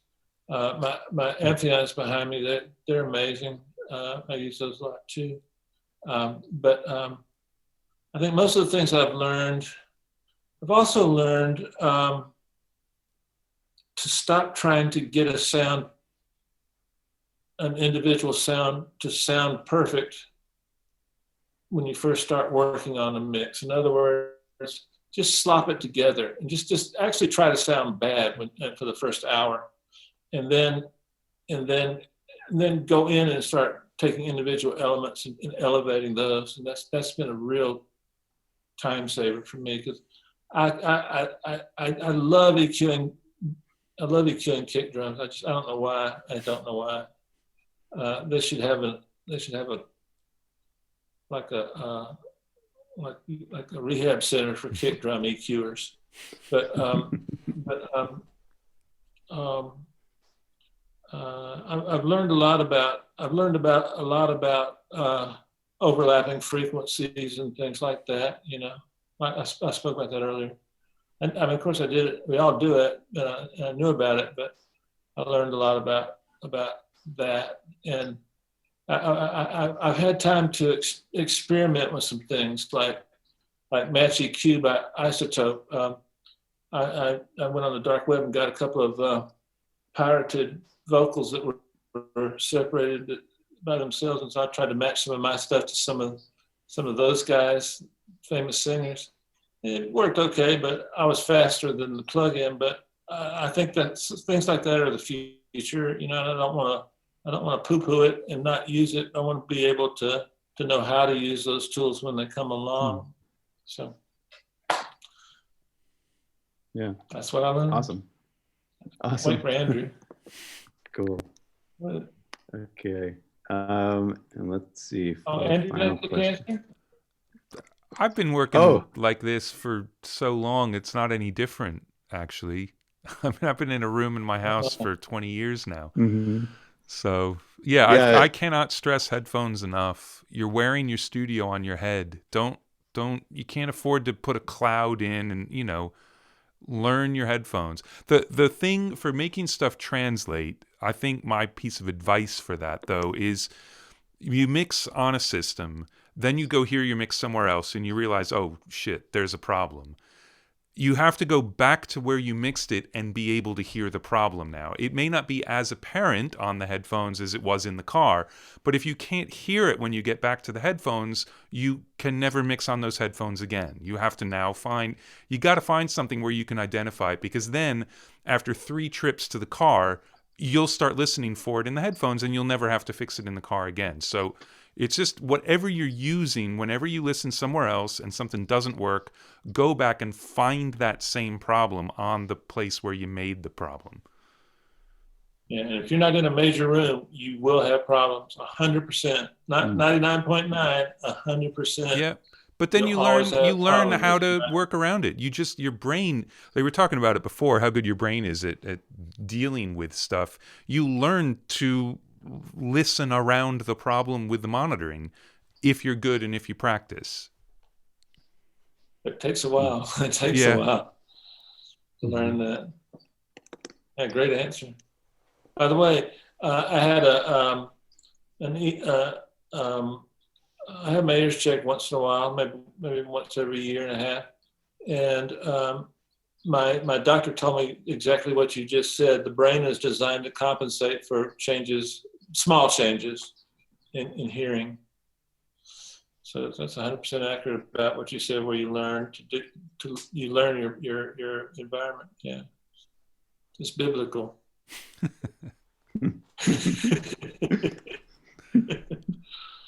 All right, last one. Okay. But you, Andrew. So let's see. Sergio Paletti asks, do you apply some gain staging to tracks that you receive to mix, and how do you do it? So maybe like, how do you, when you start a mix, what are you doing for gain staging? Well, gain staging is a term that has no, and to me, I'd love to hear Andrew's opinion. It's a term that has no meaning. The way I look at gain staging is try to make everybody on your stereo bus happy. If they're not, go look at the original sources. But you have to make all your plugins play nice. So I don't actually physically think about gain changing, but I try and every plugin. Now here's an exaggeration. It's a lot like my mono exaggeration. Every plugin has a sweet spot that it likes to be at, and when you disrupt that sweet spot, the plugin just says, "Fuck it. If he's going to treat me that way, I'm just out of here." And the ones that have the worst attitude are the ones that are emulating audio gear. So outboard gear has a sweet spot that we all learn through time, where the more level you feed it, you get more out of that piece of outboard gear. But at some point, it starts distorting. Now, if you've got an accurate emulation of a piece of analog gear, it's designed to distort at a certain point. So you can't just randomly keep feeding something to it. But if you feed too little, it's not what that piece of gear is, and if you feed too much, it's not what it is. So that's not necessarily gain staging, but that's just making all the plugins play nice together. And there's a couple of plugins that I keep on my stereo bus. One's called Limitless, and that's about it. Other than that, I bring things in and out depending on the genre, depending on what I'm after. So I like say if I'm doing a hip hop mix, I've got to have my drums, the loudest drums of anything that's ever been done on the face of the earth. And so I spend a lot of time trying to get the bass and the kick to play nice, and I try and make sure that I do that by hand. Where I'll like let's say I've got too much 80 and too much 80 in my kick, too much 80 in my bass. Well, I'll pull it down in both, and sometimes that sounds better, and that'll give me an extra 2 dB of headroom. But you can't already do your gain staging until you get that done, and then sometimes like Khaled, Love Lies, my buddy Fabian, he uses so much 80 in that song, 80 cycles, and I love the way it sounds. So I'll try and add some of my 80 back, but I'll try adding it on the kick, and then I'll try adding it on the bass, and so you find ways to make the plugins on your stereo bus happy with actually enhancing the song and enhancing that's a whole different world. It's a different, think of it as just another planet somewhere, the stereo bus. And it's very sacred. And there really is, I think Andrew might attest to this, it's not really gain staging, it's getting this optimizing what each plugin contributes. And if they're not contributing enough, get rid of them. And then if you go too far, your mix doesn't get bigger when your mix starts going like this. And so then you reference the rough, and the rough is like this, and you're like, oh crap, I gotta start over. But you don't really have to start over. You just gotta police what you're doing. And you don't think about it as gain staging when you've been doing it as much as Andrew and I have. You think about how things work in concert with each other. Mixing is like this, it's not like this. And so all these things have to work together. And then you make an average of 10,000 decisions in the course of a mix, and each one has an advantage and a disadvantage. And so you're always trying to optimize everything. And if you don't have the patience for that, it's going to be hard to get to the top. It's easy to be a good mixer. It's real hard to be a great one. Yeah, I mean, I agree with all of that. I think there is some weird misinformation on the web that you have to hit every single plugin at minus 18 dBFS, and that is total bullshit. Bullshit. You don't. If it is a dynamics plugin, then it has a threshold. You got to know what that threshold is. On almost every single one of them, there's a knob. If it is an emulation of analog gear, then if it's done right, it will have the equivalent of voltage rails, so it will clip. If it's an EQ, if it's a digital EQ, it has absolutely no upper limit. It's floating point architecture. You could be at plus 1500 dB coming out of that thing, turn it down 1500 dB, you've got a perfect waveform. It doesn't get lost. So don't get paralyzed by this idea of gain staging, but take the plugins that you use and just learn, and do it by taking like someone else's finished mix and throwing it into a limiter and then saying, all right, well, this is what 12 dB of limiting sounds like. This is what 4 dB of limiting sounds like. So now, without opening the limiter in my session, I know, oh God, I'm hitting the mix bus way too hard, and I've got a VCA to grab. So in terms of a practical solution, my template is half like parallel compression and starting points for reverbs and delays and all that kind of crap, and half VCAs and master faders, so that I can affect the gain structure of my mix from a single fader that's right next to my mix bus, but it's reaching all the way back to the individual audio tracks all the way through the session, because that will change how hard I'm hitting things, and I know where in the signal path I'm changing it. But do not put a meter and clip gain or set your faders so that it's minus 18, because I bet you half the time that shit just says minus 18 dB. It doesn't even say dBFS. dB without a reference is absolutely meaningless. It's just a number. It doesn't mean anything. So yeah, it was a bit of a rant, but it's misinformation. It's not true. You do not have to hit every plugin at minus 18. So don't worry about it. And don't take 350 out of all your kick drums either. No, well, unless you're Bob Clearmountain. So I think we can leave it at that. I think can we close with me asking Andrew one question? This is just for me, and everybody else can take it out if you want to. I've just recently started experimenting with dither. Of course, we all know what dither is. We know what it's supposed to do, but the practical application of it didn't interest me until about 4 days ago. And now I dither everything. I put dither on my salad. I dither my cereal in the morning. I'm dithering my drum aux. I'm dithering my stereo bus. I'm dithering everything. What's your opinion? And can you give me some pointers on dither? I hate the sound of the word dither. Yeah, I mean, look, to me, it's a real intellectual exercise because the stuff I do is noisy, so I'm not worried about the very ends of reverb tails, that's why dither is there, because it covers quantization error. It randomizes half a bit high your signal so that you don't get repeating errors that you can hear when things get quiet. So, I mean, Wikipedia will tell you what it is a lot better. I mean, I'm not saying this for you. This is for the rest of the peeps. But basically, I print my main mixes that are going off to mastering 32-bit, so I leave the dither off. So even though they're limited, I leave the dither off because it's 32-bit. Because if you dither, you're dithering to a fixed point thing. You're making it 24-bit. So you're losing this 24-bit or even 16. You're losing the idea of the floating point bit inside the waveform. So I just don't dither. But in terms of like general advice, which wouldn't be for you because you know this, you definitely never want to dither more than once because you're just bringing up your noise floor. The point is to have a set noise floor that's exactly a half a bit, because that will randomize the stuff that happens when things get really, really quiet. My mixes are never quiet, so I don't. It's sort of irrelevant to me.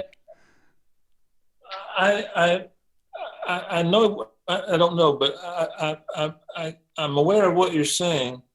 But when I tried it on a Pro L2 by FabFilter, and I put the dither on 18-bit, and I swear to you, my mid-range got clear. I swear to you. I'll send you. Look, I believe it, because if you think about it, I mean, anything that changes the signal is distortion, right? So you're actually adding a little bit of harmonic distortion, and it could be that it focuses the mids in that plugin. I mean, all of this stuff is always good. It's always something to try. And so if that's what you're getting out of that dither, that's awesome. And probably if you dithered at 20 or 24-bit, it's going to be too subtle. The fact that you're doing it 18-bit is you're doing it at half a bit of 18 bits worth of dynamic range where you're actually going to hear it. Let me clarify. I don't know that your mother or your girlfriend could hear the difference, but I could hear the difference. No, but you're feeling it, aren't you? It's not like you're going to hear it on an oscilloscope. It's that you feel like your mid-range is there. So yeah. And that's interesting. I hadn't thought of doing it at a lower bit depth, so I'm actually going to mess with that tomorrow. Yeah, because I've never read anywhere yet where it was used for EQing or for vibe enhancement. It's always been what you were saying, like overages and then trying to fix when you go from one bit rate to another, on sample rate to another. But I love the idea. Because you think about people who really sort of love the old like 80s and 90s rack mount reverbs, the first digital reverbs. But what those had that were awesome were weird A to Ds and D to As. And so it's the sound of that conversion and the filters they had on the way in and out that's what made them so cool and what makes them so hard to emulate. Because I don't know that people are emulating the A to Ds and D to As when they say, hey, we've got the algorithms from this reverb or that reverb, and they're doing the 224 and the 480. And like, what was amazing about those were the converters as well as the reverbs. Then you talk about a 250, which is, I mean, it's a card this big full of capacitors. Like, that's it. It's a big heat thing. It's like the worst game of telephone ever. It's the worst game of audio telephone ever. You put it in input, and every capacitor in that box says, hey, man, the input said this. And by the time it comes out the other end, it's something totally different. And that's great. And it's distortion. It's really big. So I love the idea of using dither to do that. In fact, I'm going to mess with that on guitars. I think that could be a really, like, cleaner guitars to actually rough them up, but not with harmonic distortion. That could be quite cool. Try the one on Limitless and try the one on the Pro L2. See, I've never even, I'm writing these things down. I've never even heard of Limitless, which is crazy. It's by a British company called DMG. Wow. And I love Reddit. And so I was on Reddit and I decided, well, I'm going to run over to the EDM subreddit. And somebody was talking about one of the top guys in the EDM world using Limitless when they were talking about limiters. So I checked it out and it blew me away. There's a bit of a learning curve, so don't expect to master it the first week. Well, awesome. You're Andrew. No, I'm looking forward to that because like I need a limiter and I hate the sound of all of them. The one I really like right now is the Newfangled Audio Elevate, because it's a 26 band and it does some really cool stuff with transient reconstruction. And it's great, but I love the idea. I will definitely try Limitless because that's always been the thing. Like, try. I don't mean to catch up, but try Invisible Limiter. God, you're spending all my money. Kind of old, but all right. Well, Invisible Limiter is not that much. But you're Andrew Scheps. Just write them and tell them that. No, man, I sent you. God, I hate doing that. I gotta say, I've been in the studio with an engineer. I mean, really famous engineer. He's on the phone with the company, and he said, "I'm not accustomed to paying for stuff." And I just thought, man, I will never, ever be able to say that out loud. Let me. I don't want to say anything bad about anybody. The way I look at my profession is I need tools for my profession, and it's more fun for me when I pull up my Moog EQ and I think about having dinner with Cliff Moog at NAMM that year, or I know his sons, or Greg Scott. I went to dinner with him with Kush, and we were laughing about how he flamed me in a blog and stuff, and so now when I use my Clariphonic, it makes me happy, and so I try to never. I don't look at plugins as free. A small company has to be supported in order for me to make sure they stick around and become a big company. Like talk to Colin McDowell. I got with him early on, and I helped him with his company. I would make sure I mentioned it, and so it kept growing and growing. McDSP, and to this day, I know his family. I know his dad. Yeah. His dad worked on the SR-71 project, and that's my favorite airplane. And his dad will send me schematics, electronic diagrams, and say, "Man, look how beautiful this is." And I'm like, I'm not that advanced, Mr. McDowell, but thanks, man. And so I think as professionals, we have an obligation to help the manufacturers that make our tools stay viable. Small companies like Boz Digital or Cytomic Glue with Cytomic. So don't ever go to NAMM thinking you're going to get a bunch of free shit. No. Because all you're going to do is help with, and you're like, well, software doesn't cost anything. Software is incredibly expensive. Yep. And so try to help the people that make the tools, not not ask for free shit from the people that make the Yeah, tools. and I think there's a myth. Like, I mean, a couple of the plugin companies are huge. Like UA's big, Waves is big, but Waves is big because of their consumer division, you know. But most of these companies, they get a website that looks cool, and you think, oh man, there are 30 people in an office, and it's a dude in his basement. There are so many 1 to 5 people companies who are churning out these amazing, amazing plugins. And So almost yeah, all of them start that way. Almost all of them start. yeah, I like when I go to NAMM and I see all these plugin manufacturers, they'll you can ask my assistants. I'm like Boz. The first 10 plugins I got from him, I got on sale, but I bought them, you know, and then I reached out to him because I was having a problem with something, and he said, "Man, how come? You know, what do you want?" And I'm like, "I'm okay. I'm good. I got what I need, you know. But if you want me to check something new, I can contribute ideas back, you know." yeah, yeah. And that's the way you I learn always, things. Yeah, Yeah, and I always love being joke able with to Fab and trumpet Guillaume about this. something I love too. Like, I mean, like I've talked about SoundFlow on here a bunch of times because I think it's amazing. It's completely changed my life. It's made everything so much faster and easier and whatever. So yeah, you want everybody to know about it, and I'm not a paid spokesmodel, you know. I'm working with a company called Band Pay Me, and it's really next level method of getting paid for us. So let's say you're doing a mix for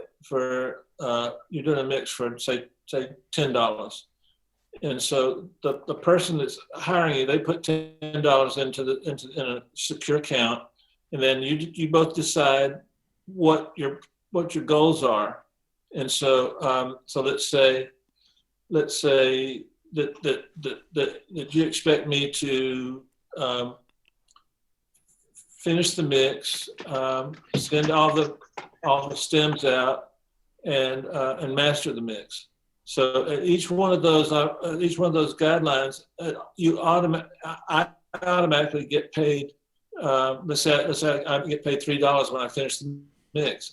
When you sign off as a client, you say, okay, you're done. So you click a button, it sends me the $3 automatically to my checking account. I don't have to do anything. And then when I get the stems done, get another 3, and then when we get mastered, I get another 3. And it's just very, very small cost, Nice. and the people are I'm kind of trying to help them out too, you know. That's great. Can I say though that Dave, I think you're undervaluing yourself. I think you get at least $12 a mix. Oh, thank you. Well, now after learning from you. Right. And on that note, yourself. it's beer o'clock over here in the UK. So I'm going to get myself What time is it there? It's 10 past 11. Oh man. Tell wifey I said hello and send Absolutely, love. she sends her best. I think this is our new record for length. So this has been awesome, Dave. Yeah. Thank you so much for this. It's been guys, incredible. Colin says hello. Colin is in the chat. Nice. So. Hey, Colin. I owe him an email. Tell him I'm sorry. Yeah. Yeah. Mm-hmm. Oh man, that's my boy. I love Colin. And the APB is the shit. And I got to say, that was the first third-party plugin I ever bought was Filter Bank and Compressor Bank. Yeah, I actually bought my first one too. I'm pretty sure I did. You can ask Colin. But it came in that really cool plastic box, made it look like a CD-ROM kind of box. Yeah. Awesome. Yeah. Colin's a genius. Colin is one of the more underrated software writers around. Him and Steve Massey and I forget the Italian guy's name right now. He's really good too. Well, but yeah. So speaking of people who've written some software and built some hardware, just a little preview for next week is George Massenburg, and I expect it'll be pretty interesting. So well, tell George one Georgia boy to another, because George is from Georgia, a small town in Georgia. Well, you want to give me a little dirt I can leave with? You got anything in particular? I don't know him that well. I know him because I heard stories about him through Rhett Lawrence. They both worked on a lot of stuff with David Foster. But you know this, but I'll say it for your audience. He actually pioneered and somewhat invented. I guess he invented the Parametric EQ. He delivered an AES paper about it. Yeah. I mean, I don't know that he was the absolute first, but yeah. And if you watch next week, you'll get to hear the story of when I first met George, which was a very interesting evening. So I had dinner with him one time, and I was pretty excited about it. The new MDW6 is amazing. Tell him I'm his biggest fan with that. It's what he can do near Nyquist is frightening. What he can do with everything is pretty frightening. It's kind of spooky. Yeah. Kind of spooky. So anyway. I like. So that's next week. Thank you, Dave. This has been amazing as well. And we look forward to episode 470, which is your next one. So okay. Who you got coming up? Do you know? Has Herb told you yet? Right now we've got several in the can, and I don't know which one they're going to show next. Right. Okay.